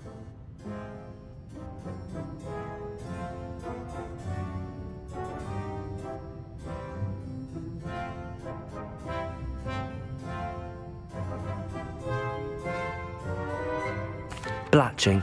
The answer was actually haversacking. Blatching is flying to intentionally collide with a player. Stooging is when 2 chasers knock the other team's keeper away from the goals so that a 3rd chaser can score. A bite from a mackled malaclaw has the unusual side effect of causing what?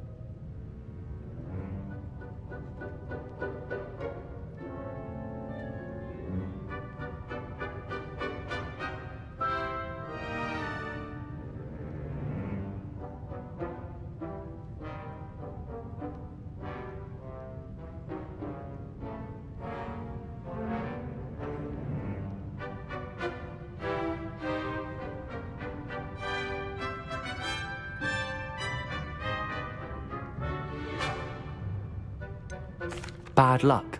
Correct. Native to the European coastline, the effects of a malaclaw's bite can last up to a week. What plant excretes stink sap?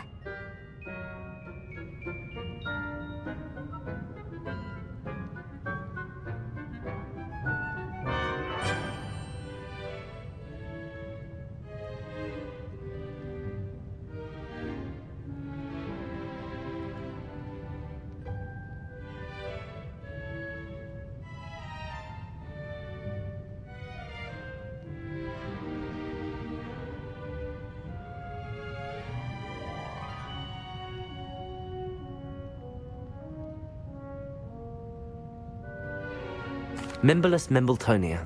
Correct. The Mimbolus mimbletonia plant secretes stink sap as a defensive mechanism when touched. The Pepper Up potion evolved from a remedy created by which 12th century wizard?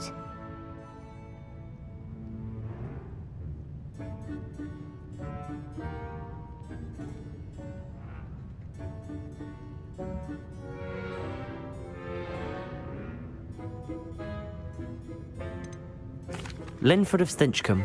Very good. Centuries later, Glover Hipworth would expand on Linford's previous work to create the Pepper Up potion we know today. In The Wizard and the Hopping Pot, what does the elder wizard leave for his son in the hopping pot?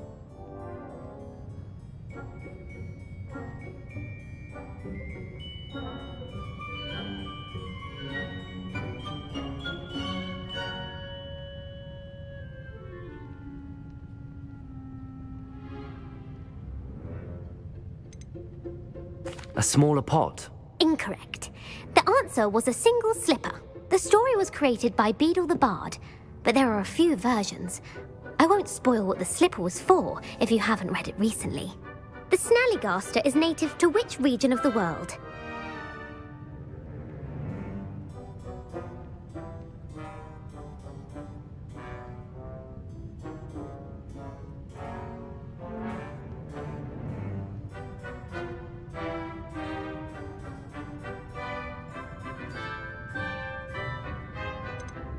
North America.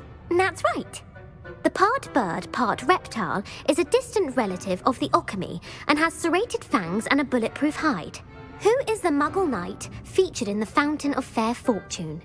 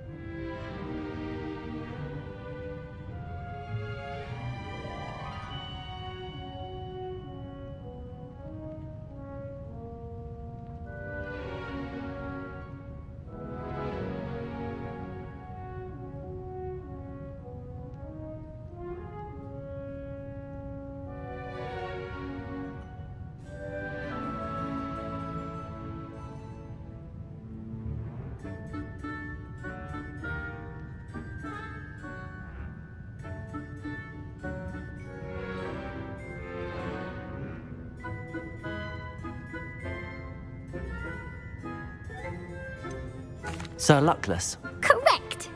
The three witches in the story are named Asher, Altheda, and Amata. Oh, I adore a story that ends with a twist.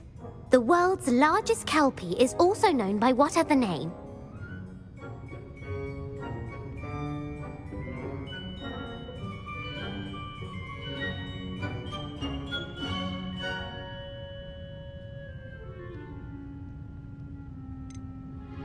The Loch Ness Monster.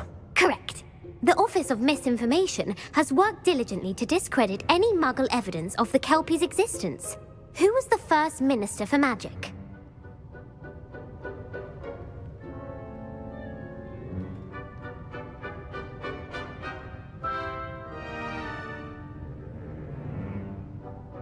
Ulick Gamp. Yes. Gamp's greatest legacy was the founding of the Department of Magical Law Enforcement. It outlawed the unforgivable curses. You've answered all of my questions. It's nice to know there's another student who appreciates the value of knowledge. You should be pleased with your performance. Not many students would have done so well. Thank you for humoring me by participating. I had a splendid time.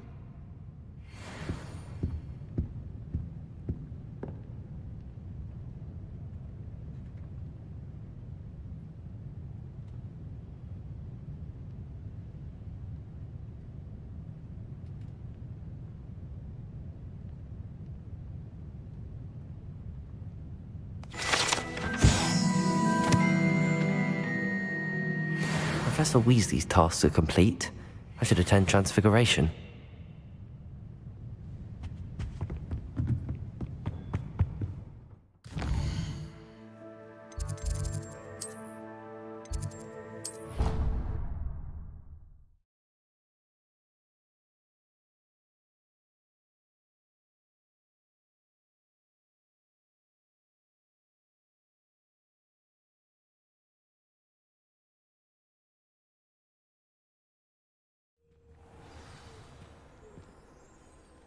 Who would have thought someone as young as me could save my uncle's life?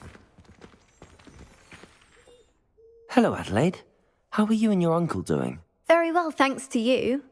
The more I learn about Ranrock's foul lot, the more astounded I am that my uncle survived. I looked back over his old owls and noticed that they included pertinent details about his rare metal deposits. I believe that Ranrock's fiends were after those deposits and that they needed my uncle's knowledge. He was willingly going to rot away in that cell to keep me safe. Any other pertinent details about those owls? Plenty. Uncle Roland couldn't be certain, but he thought he overheard goblins talking about infusing something into goblin silver. He wasn't sure what they meant, but something about the way they spoke of it made his skin crawl. Ugh, it's clear you saved my uncle from a very bad lot. It was nothing at all, Adelaide. I'm just glad your uncle's safe. So am I. Seeing him again was such a relief. I told him that he must remain vigilant from now on. I, for one, can't help but look over my shoulder now whenever I leave the castle grounds.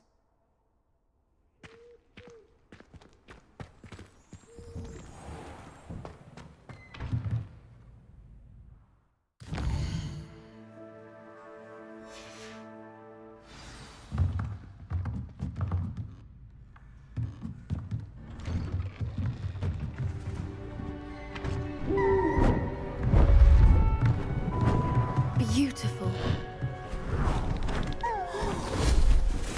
Goodness. Settle down, settle down. Transfiguration, as you may be weary of hearing me say, is an exact science that can take a lifetime to master. But we needn't be daunted.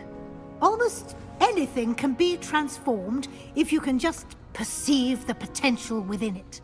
As I see in all of you, tremendous witches and wizards, every one of you. Or it could just be my eyesight. Now, you all know what to do.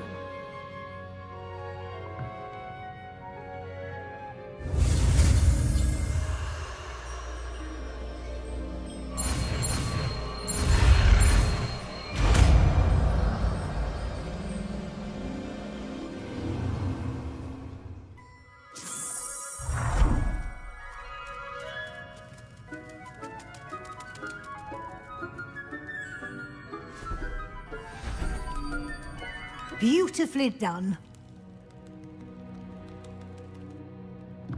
Class is dismissed.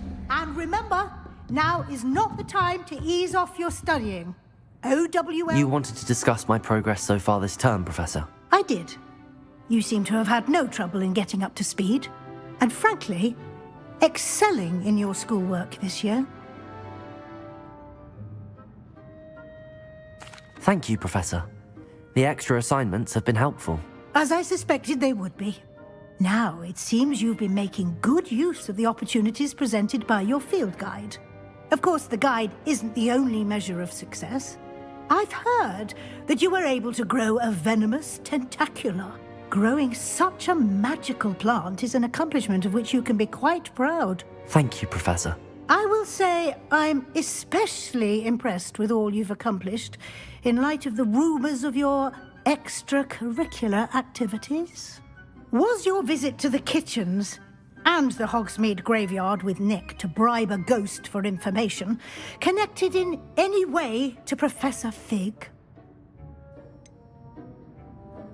Professor Fig has encouraged me to explore when I can in an effort to complete my field guide. I see.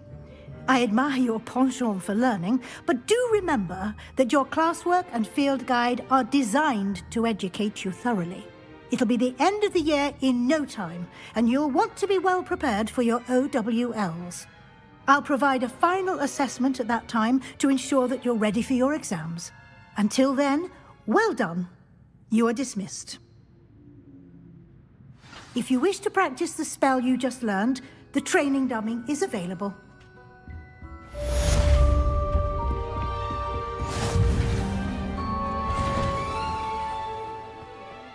Uncle William sent his best. He often asks after you and his owls.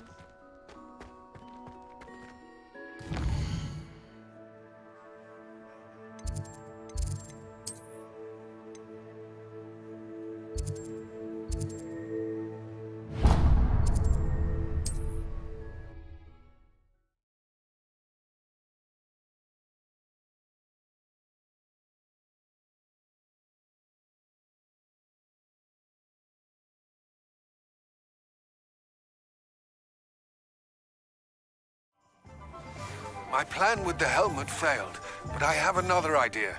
I think we may be able to find what we need at a goblin mine south of Hogwarts. Meet me there. Bring someone who speaks gobbledygook. I remember Army. Over here. This is a change of pace from our last outing. Don't remind me. The thought of that tent still makes my blood boil. I've been thinking about those poor dragons in the fighting ring. The collars they were wearing, they appeared to be goblin silver. I think a collar is precisely what we found at that poacher camp. I've never known poachers to use anything like that before. The dragon that attacked my carriage was wearing a collar, and Professor Fig was genuinely baffled by its behavior. That attack always did strike me as a little strange, seemingly coming out of nowhere. Surely you aren't suggesting that the collars somehow control the poor creatures? Exactly. Merlin, I don't think the dragon we set free was wearing a collar, but we should check. And if we can find her, we can return her egg. That's a good idea. We need to see this through. I'll start looking into it right away. There was something else that I wanted to discuss with you. I didn't want to press it before. It seems I may have caused you more trouble with Victor Rookwood. Why is he after you? Rookwood is working with Ranrock, and Ranrock is after something I found at Gringotts. Fig had a portkey that led us there after the dragon attack. It's a bit of a long story, and Fig had asked that I not speak of it yet. Goodness. Well, that certainly helps to shed light on what we saw at the tent. Don't worry, I'll guard your secret as if it were my own. I shan't press for more details. In fact, I should probably be going. I'd like to track that dragon down as soon as I can. I'll let you know when I have news of her location.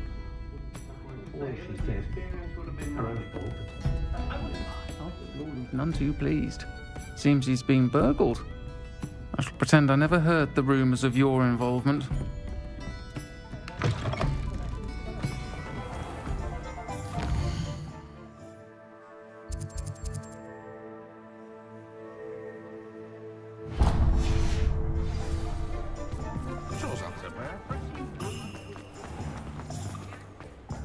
Hello, pardon me?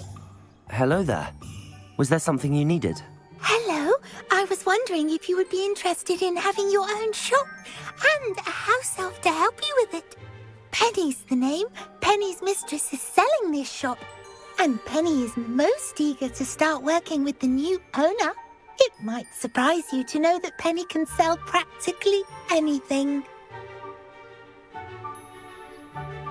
Oh, it would be wonderful to have a place to sell things and someone to help me. You'll be able to give Penny almost anything that you want to sell. It will be no work at all for you once the shop is up and running. If you want the shop and Penny hopes that you do, you should talk to Penny's mistress as soon as you can. Her name is Cassandra Mason. Why is your mistress selling the shop? And you? Penny cannot be certain, as Mistress Mason so rarely confides in her. However, she repeatedly mentions how tired she has become of trying to let the shop. She has had rotten bad luck with the last few tenants.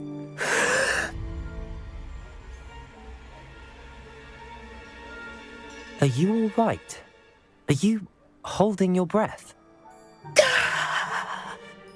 Penny's fine. Sometimes Penny simply needs to remind herself to stop talking.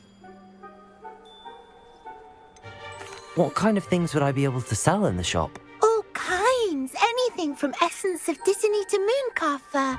If a buyer exists for something, then Penny can sell it and get the best price. Just ask Mistress Mason. How is it you're so good at selling? Seems unusual for a house elf. Oh, before he died, Penny's previous owner, Master Mason, trusted her to do all sorts of things to help him with his shop. Penny supposes it is a bit unusual for a house elf to possess such skill, but Master Mason commanded it, and Penny was happy to oblige. Master Mason was a wonderful master. Why are the premises in such disarray? Oh, the previous tenants were not able to manage very well. They seem to have given up rather quickly.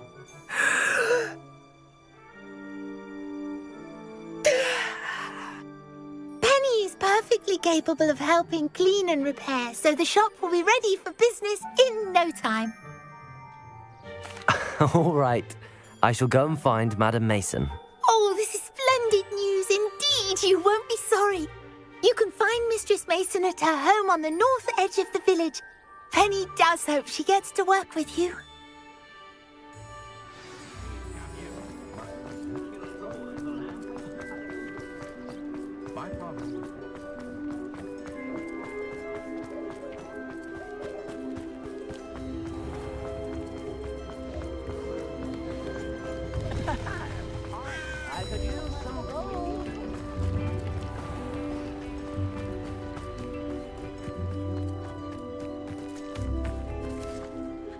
Hello, Madam Mason. I understand you have a shop to sell. Why, yes. Yes, I do. Are you interested? Yes, I am. I've always wanted to own a shop. How marvellous. I think you will find my terms quite generous. But, and do please forgive me for asking, don't you think you might be a tad young to own a shop? I have a knack for this sort of thing, if I do say so myself. If I can meet your terms, I hope that you'll sell to me. Well, I reckon you have the confidence needed for such a venture. And of course you'll have Penny to help you. That elf could sell tea to a troll. I assume she told you she comes with the place. She did indeed. I like you. Tell you what, I shall sell you the space for an exceedingly fair price. I think you might just be shrewd enough to make a go of it. An exceedingly fair price for a shop and an elf. What's the catch? Huh? You are wise to be wary in business dealings. No catch, really. I simply ask that you allow me to do you the favour of buying the shop back. At a discount, of course, should your efforts fail. The last thing we need here in Hogsmeade is for one bad apple to spoil the barrel, if you get my meaning.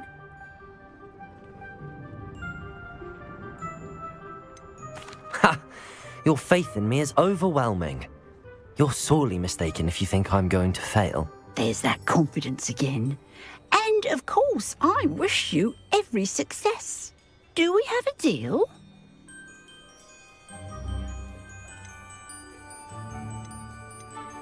It looks to be rather a mess. Why haven't other tenants been able to make a go of it there? As you've no doubt considered, running a shop is not as simple as those less savvy might think. The new owner, however, will have something that previous tenants did not. the benefit of Penny's particular prowess. Her assistance will make all the difference, I should think, in both getting the shop ready for business and ensuring its success.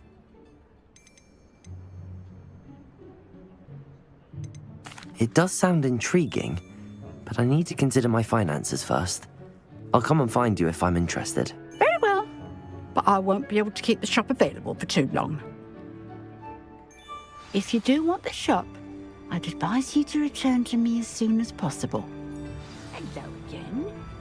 You know, the shop won't be available forever. Madam Mason, about the shop. Yes? I've decided I'd like to go ahead and purchase the shop. I have to say I'm impressed. You are a remarkably resourceful student. I am indeed. And brave. You won't be sorry. Give me the money, and I shall get the paperwork filed immediately. Wonderful. Shall I head directly to the shop? Please do. Oh, one more thing. Since my husband died, I've not been able to bring myself to retrieve some of his personal items. They're in a chest at the back of the shop. Penny has the key. As you get organised, I would be terribly grateful if you could help an old widow and gather his things for me before you open for business. I wish you the very best of luck in your endeavours. Penny will meet you there.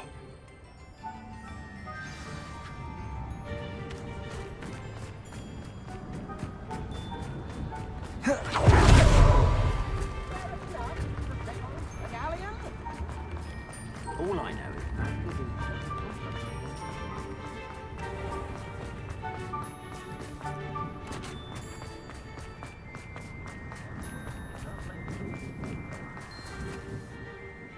Well, I've done it, Penny.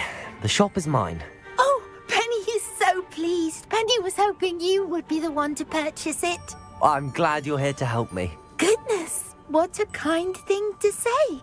Penny will do all that she can to make this a success. There is much to do. The last tenant left in a bit of a rush, so we'll need to clean up and do some repairs. Well then, let's get to it. Penny is ready. Between the two of us, we should have this place up and running in no time.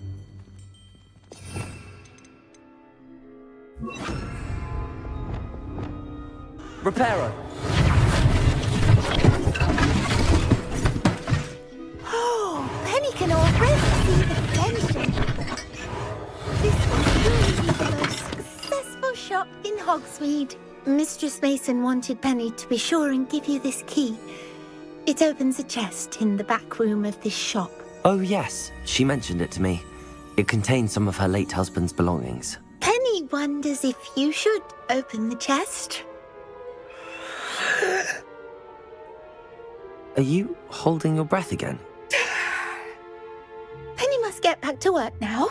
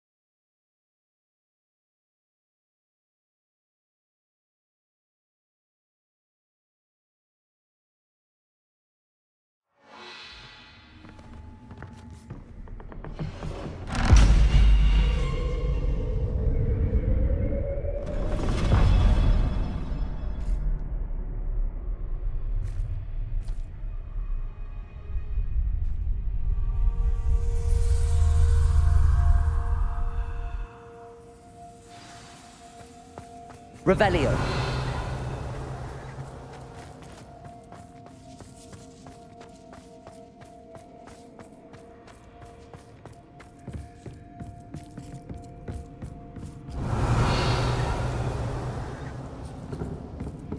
That's odd. Why would someone store one hat in here? Well, That's not very hospitable. Oh, goody! Someone to play with. You seem brave.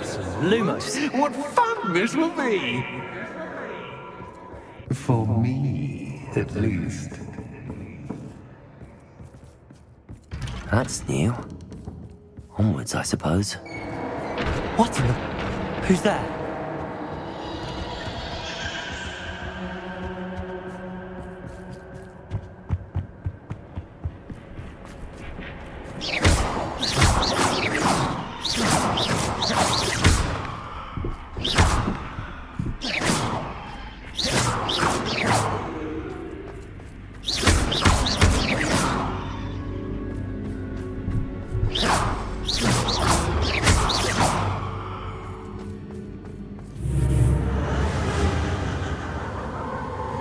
Revelio.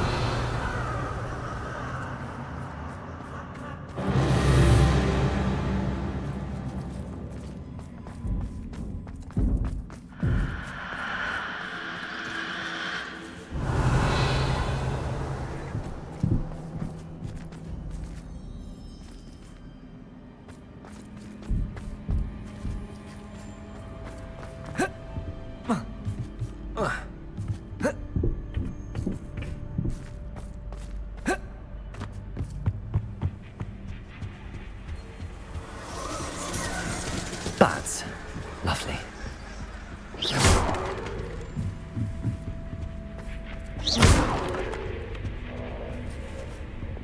Reparo. Accio. Wingardium Leviosa.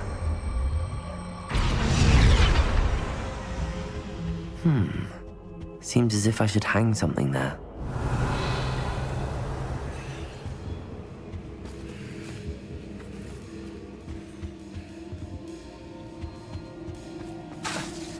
Accio. These lanterns must belong somewhere. Wingardium Leviosa.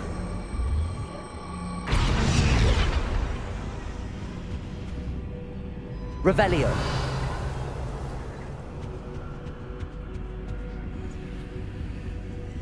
Perhaps the lanterns are meant to be hung in their hands. Compulso! Accio! Wingardium Leviosa!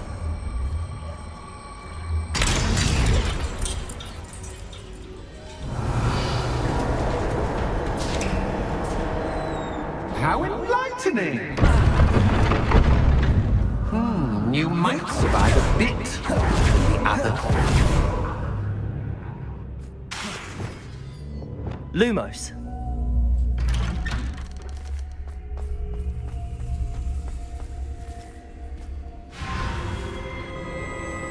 Oh, you've come so far so quickly. Well done. You might be just the playmate I've been looking for. I do hope you enjoy my playground. I encourage you to tell everyone about it. If you make it out, that is. Please try. If you get to the end, perhaps we can come to some sort of arrangement. I do want your shop to succeed, after all. What's the saying? 2 sides to every story.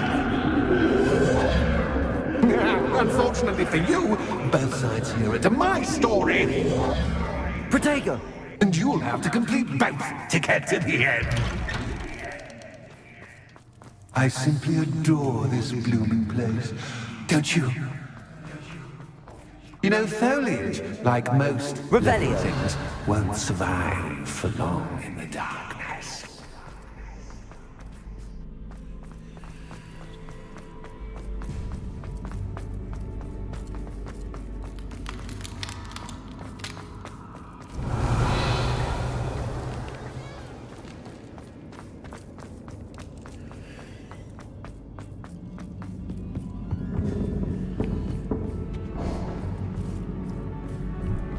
Bombarda.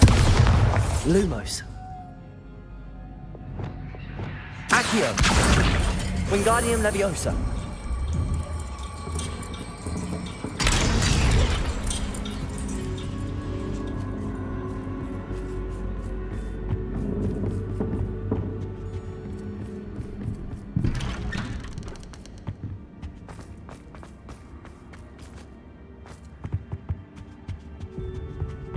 What's this?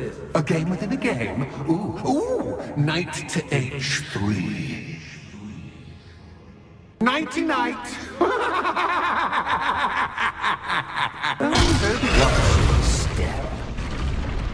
That was the wrong square.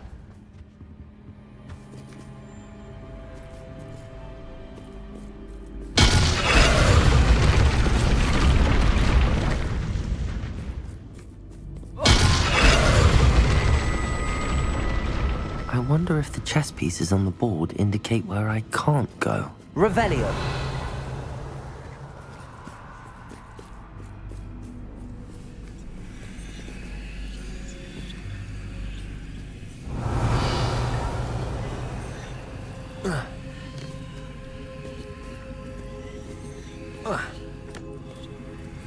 That wasn't too difficult. Oh goodness! I do hope you're having as much fun as me. I think I'll keep you around a bit longer. Revelio.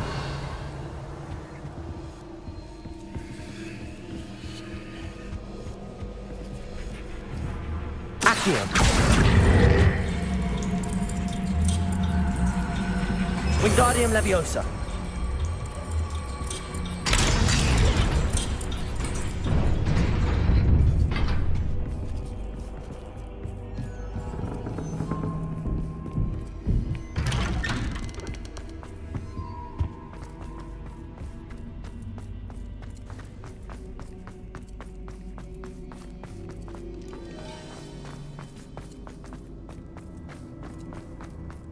Revelio.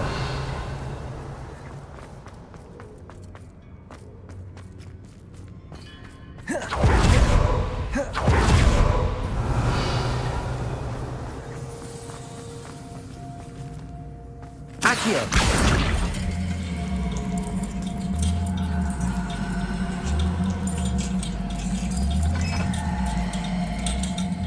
Wingardium Leviosa.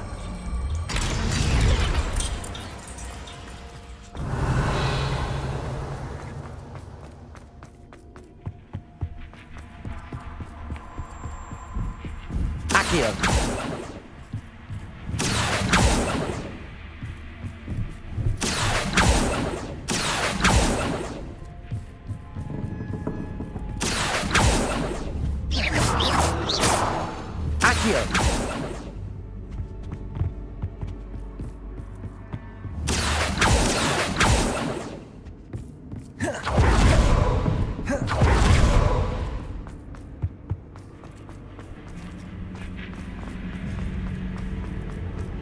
Revelio.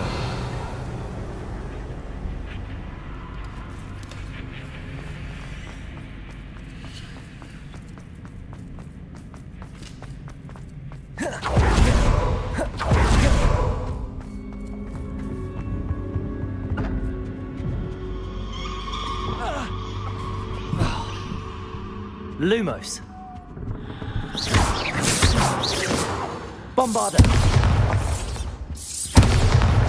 Confringo.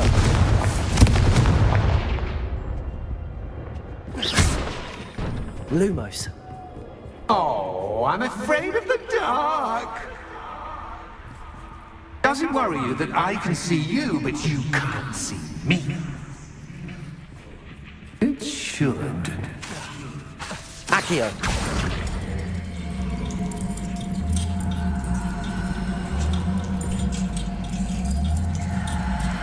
Wingardium Leviosa.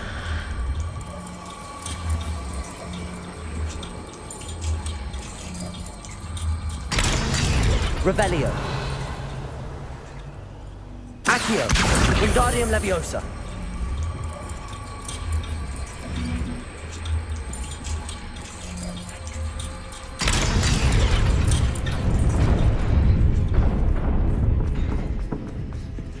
I'd offer you a seat, but I'm rearranging the furniture. Plus, don't want you getting too comfortable for what's in the store. Protego.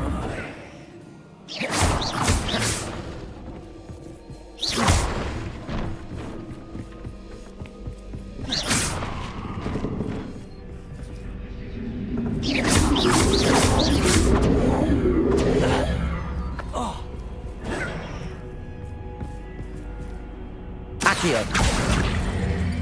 Wingardium Leviosa.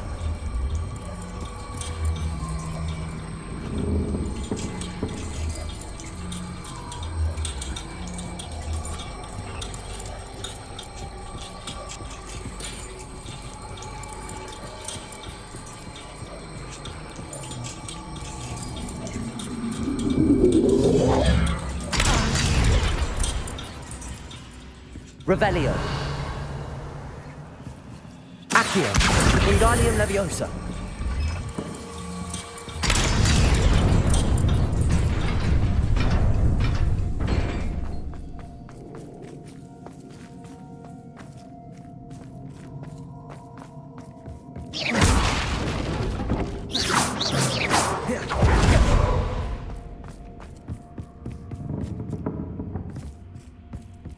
Accio.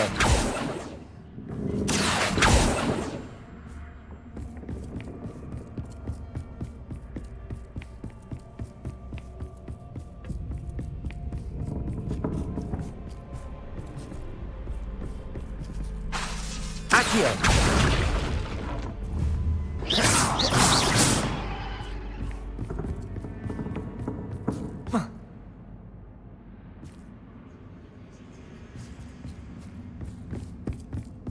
Revelio.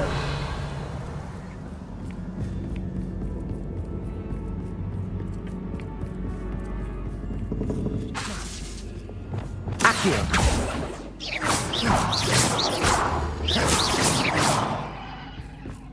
Oh.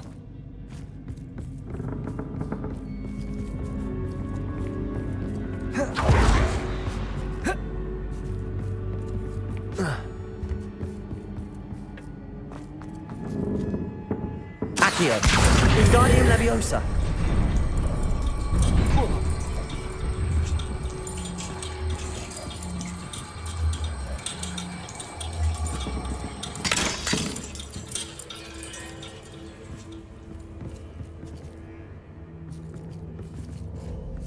Accio.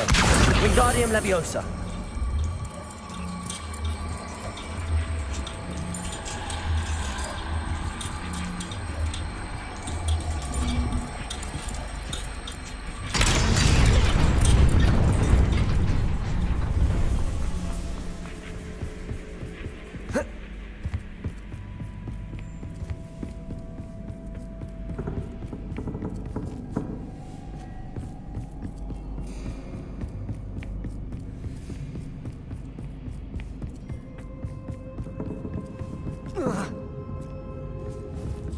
Accio.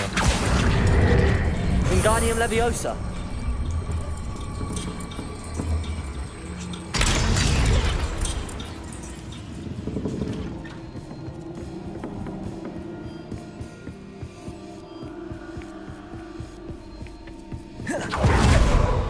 Brilliant!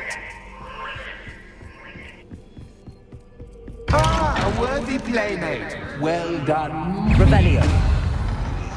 Protego. Stupefy. Stupefy.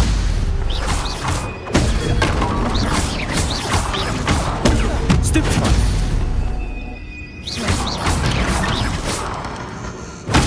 Stupefy.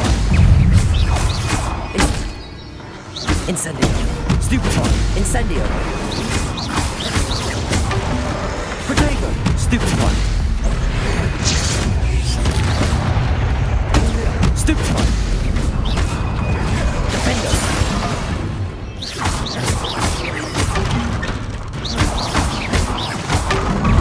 Expelliarmus. Depulso. Depulso.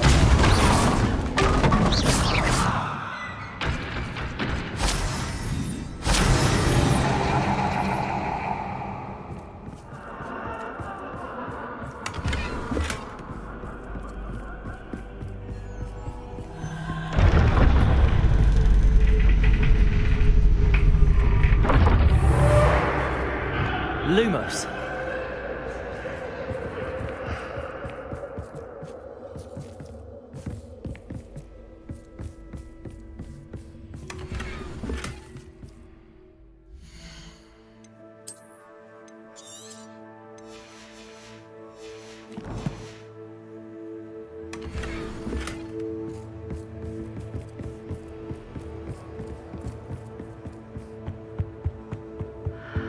Bombarda!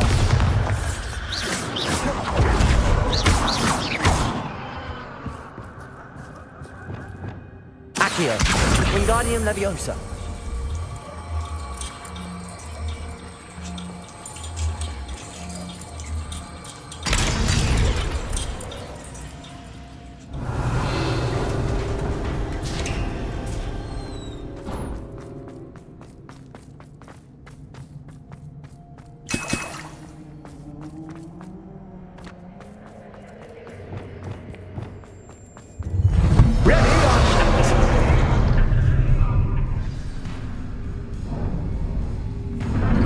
Time to raise the stakes, so to speak. Where shall I begin? Potato!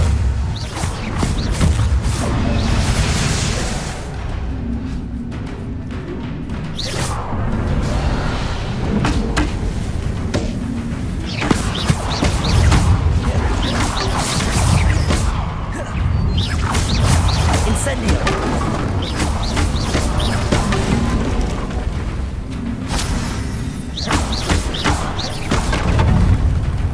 Depulso! Protego! After Cascade? By Catch! I will. You can't!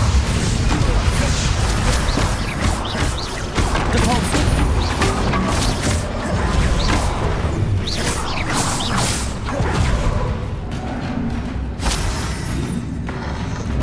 Stupefy!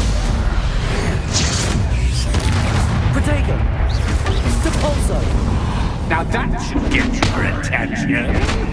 Well, this has been fun. Much to do, much to do. See you in a bit.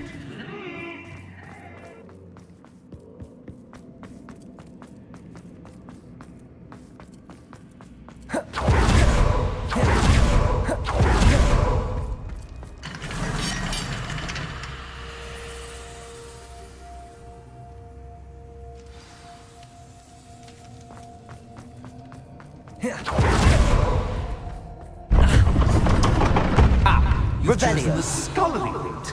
You'll need more than you've learned from books to best me.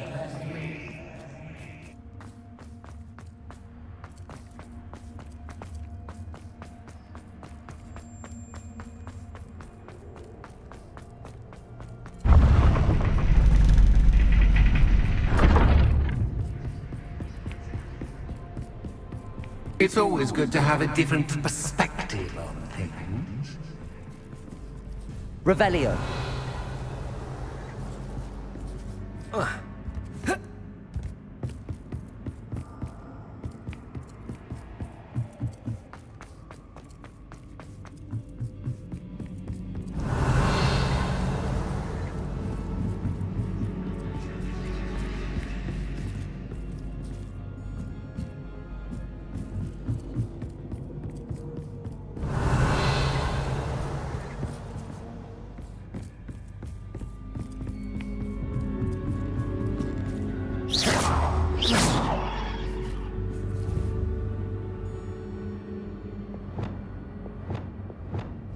Accio. Wingardium Leviosa.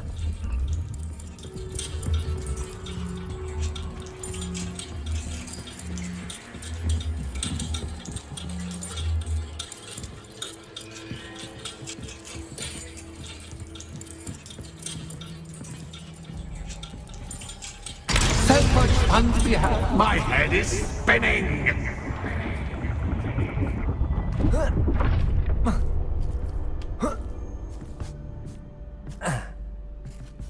Revelio.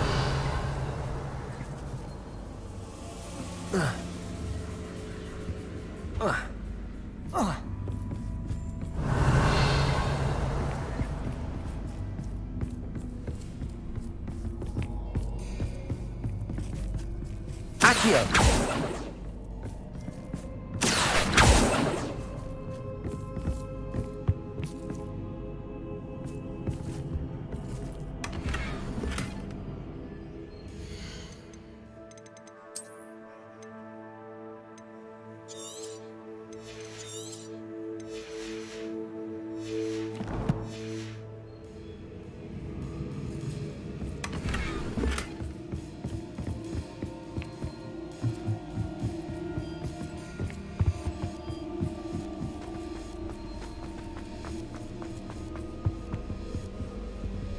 Revelio. Accio. Wingardium Leviosa. Protego. Accio. Wingardium Leviosa.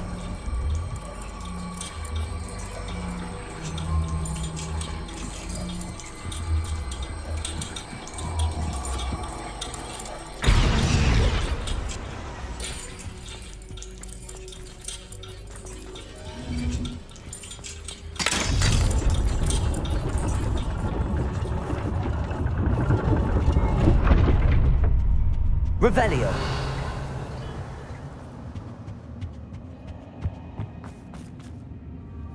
Perhaps I should pull the lantern into this room to cause the room to rotate again.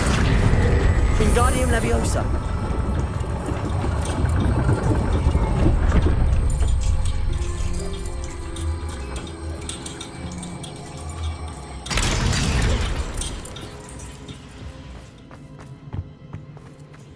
All books and no play make one quite dull. Accio. Wingardium Leviosa.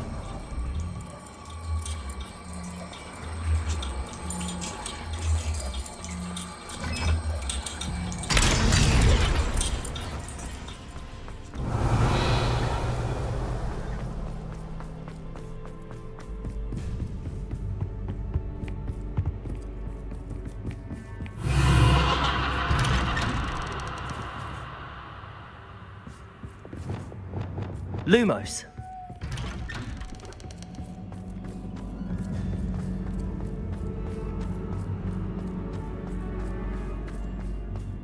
Oh, deja vu. Watching.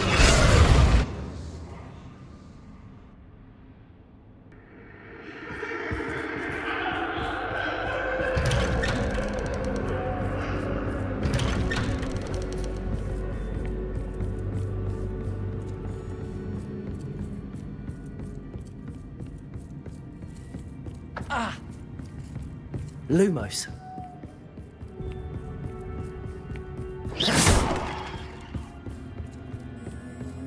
Lumos. Lumos.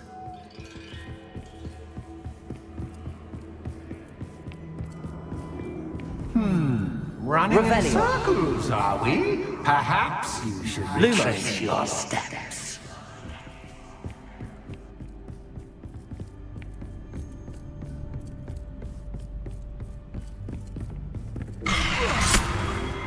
What was that?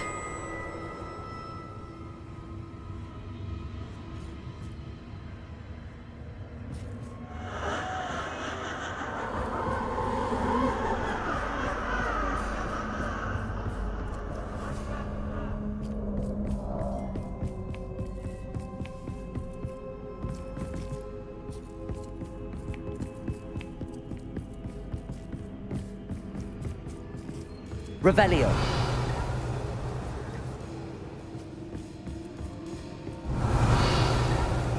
Lumos.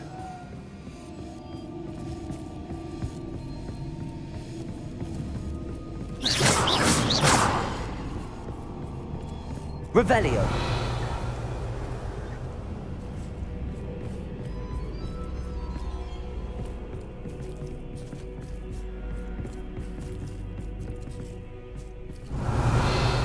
Lumos.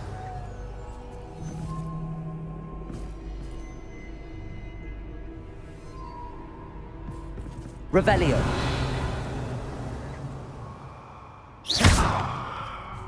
Confringo. Lumos. Lumos. Lumos. Lumos.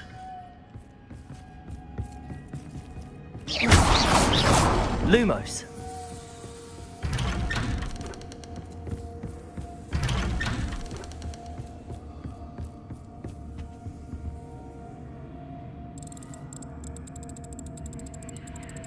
Oh, how nice of him to pop in.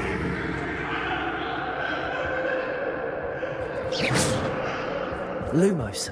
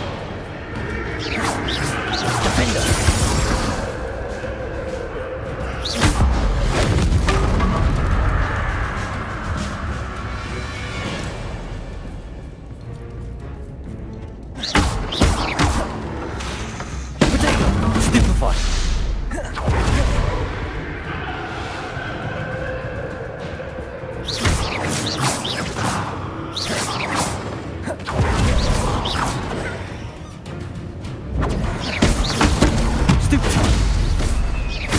Defender. Lumos.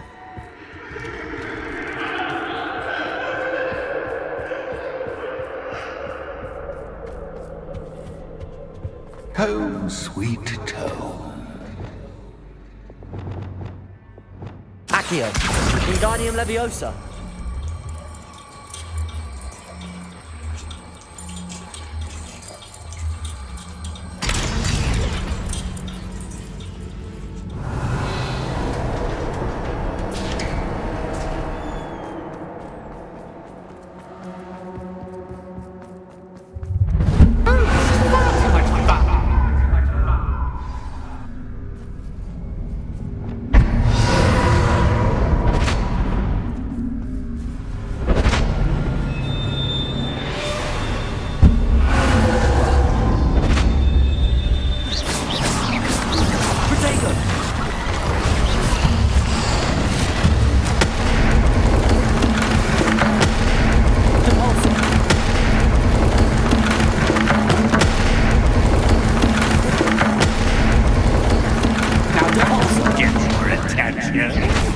Well done. I'll give you a moment to collect yourself, if you can. Ta-ta for now.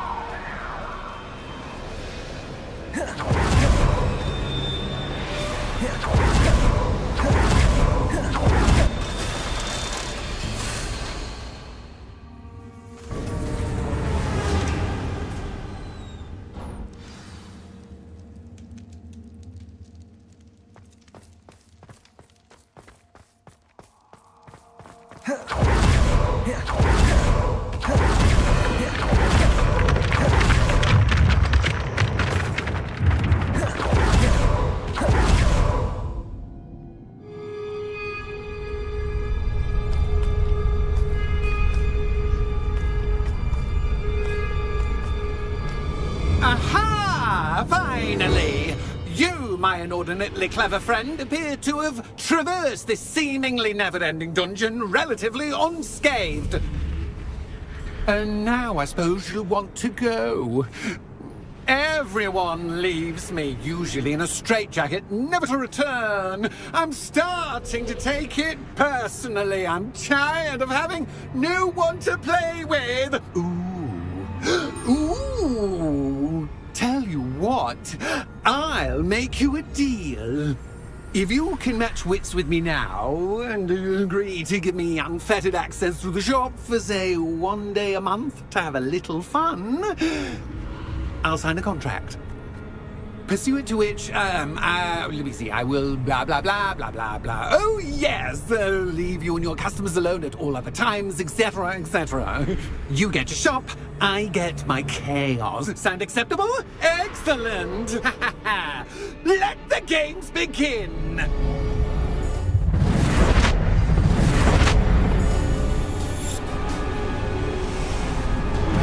Catch is catch, but catch, I mean.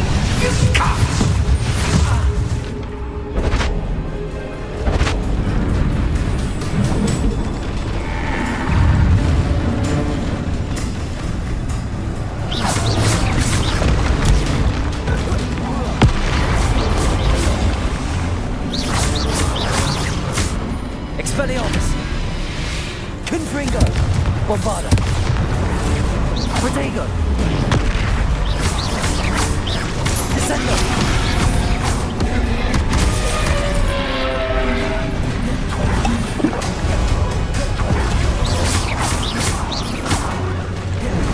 Bombarda.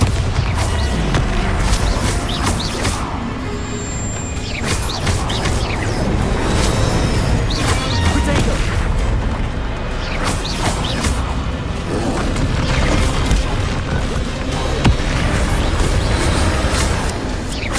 Confringo.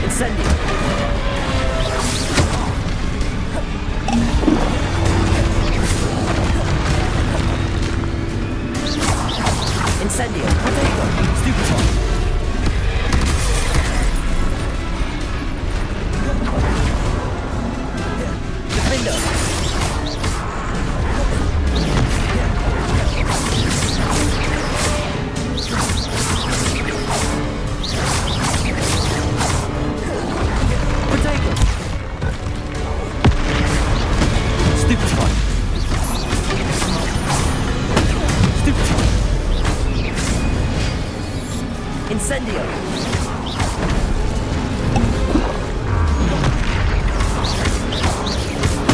Stupefy! Defender! Expelliarmus! Catapulto!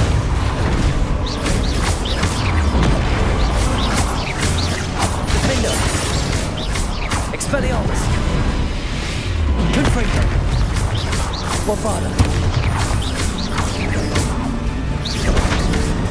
Incendio! Just once, try seeing things from my point of view.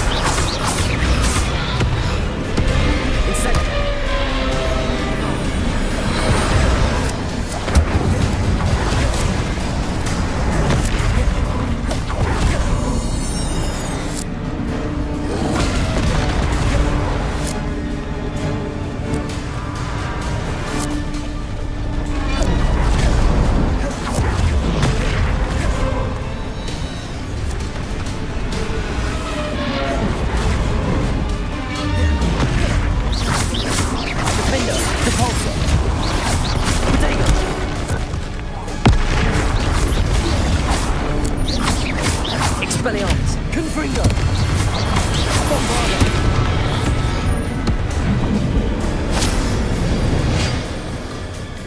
Well, well, finally, someone deserving of the playground I so meticulously crafted. Such a treat to have fun again in my little dungeon. I must say, I enjoy a good challenge. Ah, a kindred, dare I say, spirit. So, about the contract. I am a poltergeist of my word. Just to be clear, what does this agreement entail, specifically? Ugh, pay attention. You guarantee that I can have my fun at least one day each month without fuss. I let you work the rest of the time, mostly in peace. Why would you enter into such an agreement?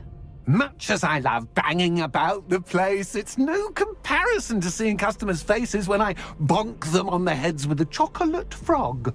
One doesn't really understand the value of an audience until one is without it. Very well.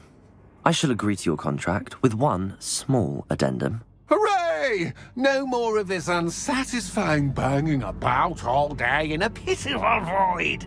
Wait, did you say one small addendum? I did. In order that I have a successful shop with lots of customers, would you agree to causing chaos only after 9 o'clock in the evening? Would you agree to at least 2 days a month instead of one? I would. Pleasure doing business with you. You've worn me out. Ah, well done. I have a feeling. I have to admit, Cassandra did a wonderful job finding the perfect playmate.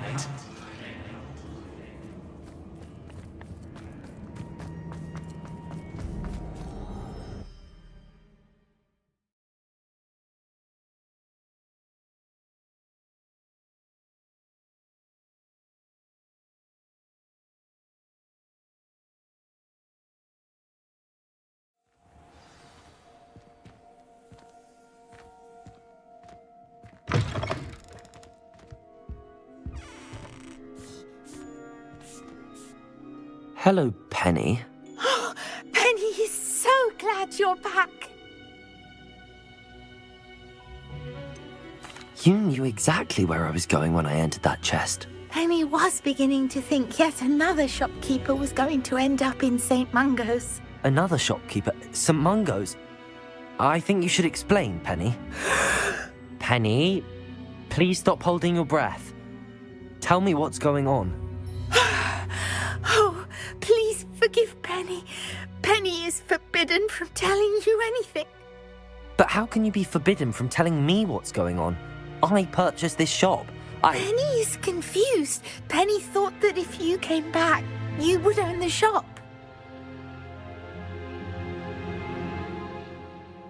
Thank you, Penny. I think I'm going to need to talk to the authorities. Oh, Penny is certain that's a brilliant idea. Officer Singer will know what to do. Penny will wait right here.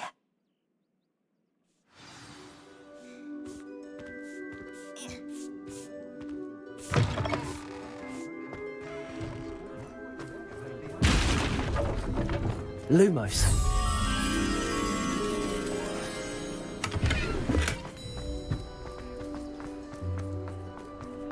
There's no denying.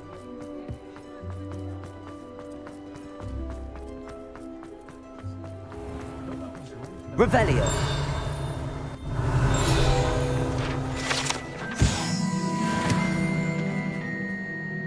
Officer Singer, I have some information you might be interested in. Ah, good to see you again.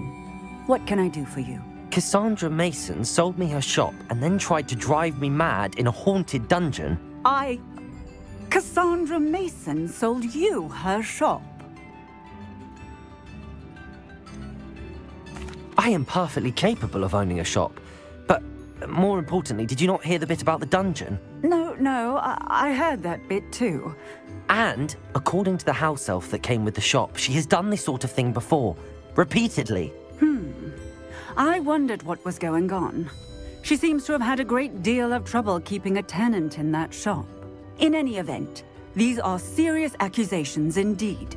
Perhaps a little visit with Cassandra is in order to clear this all up. Shall we?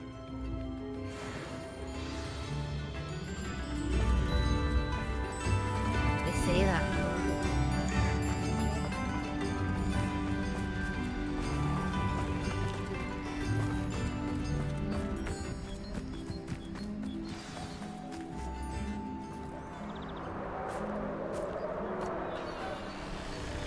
Oh, hello, Ruth. I see you've met my new tenant.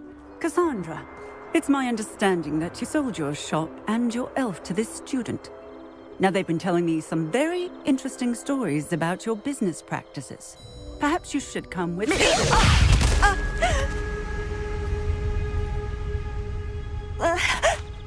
Stop her!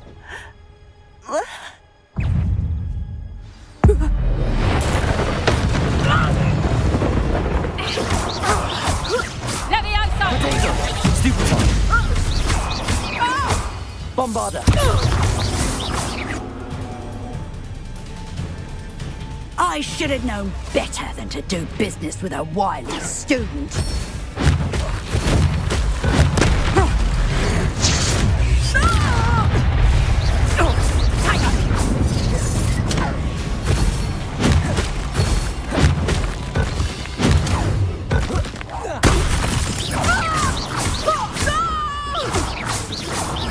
Descendo!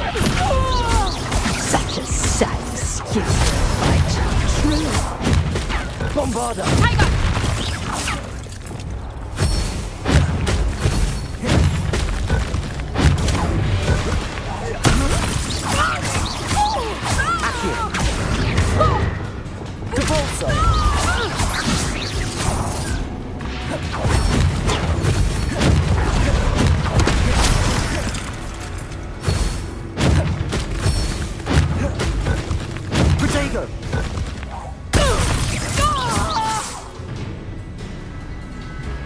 What on earth are they teaching you at that school these days? Descender! Luck is about to run on Fringo! Stupid one! Compulsor! Expelliarmus! Fringo! Stupid one! Offender!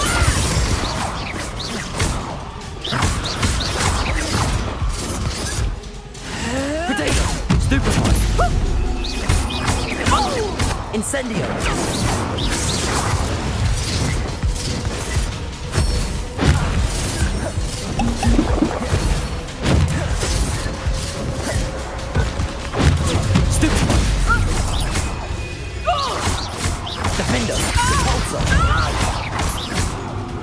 Accio! Lunge is foul! Confringo! Descendant!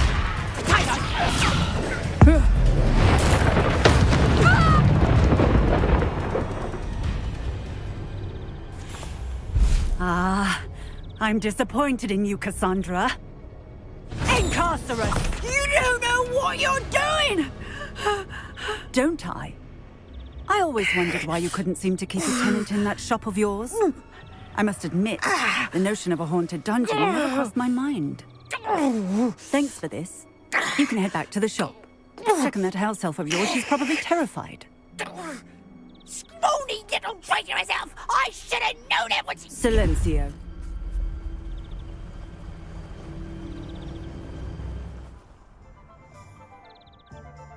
Oh, and not to worry. Cassandra will immediately file the paperwork needed to grant you ownership of both the shop and the elf. On her way to Azkaban. Thank you, Officer Singer. Best of luck to you as the newest shop owner in Hogsmeade.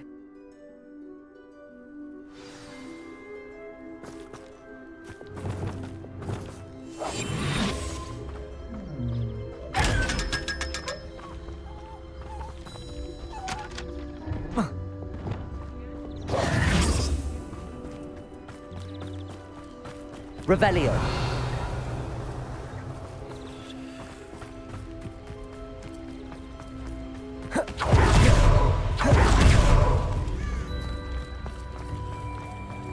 Well, whatever.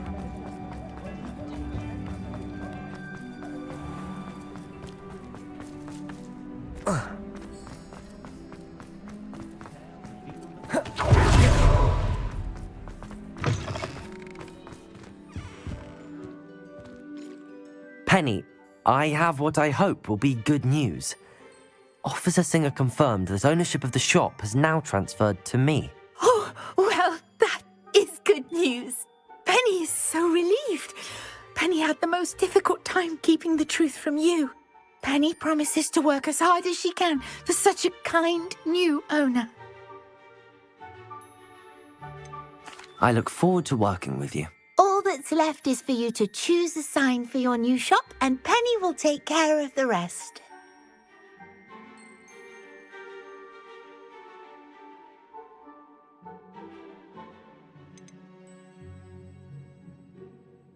I choose stitches and drafts. Excellent choice. Have a look outside. Thank you. I shall work on collecting items for the shop's inventory.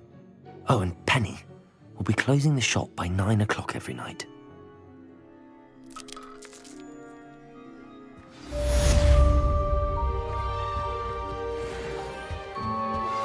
Anna's getting worse. If there is any chance that the relic from Slytherin's spellbook can help her, I must find it. I'm requesting your help. Meet me outside of...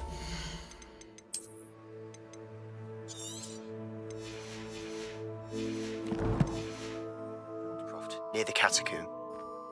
I have some promising news about the location of our Hebridean dragon friend and where to return her you-know-what. Meet me in the town circle in Hogsmeade.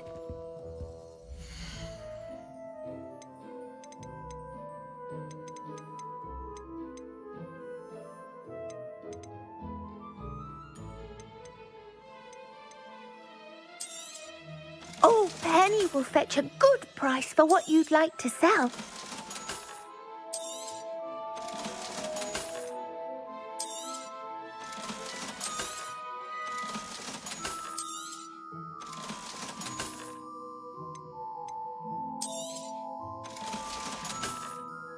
Penny wishes you safe and wondrous travels.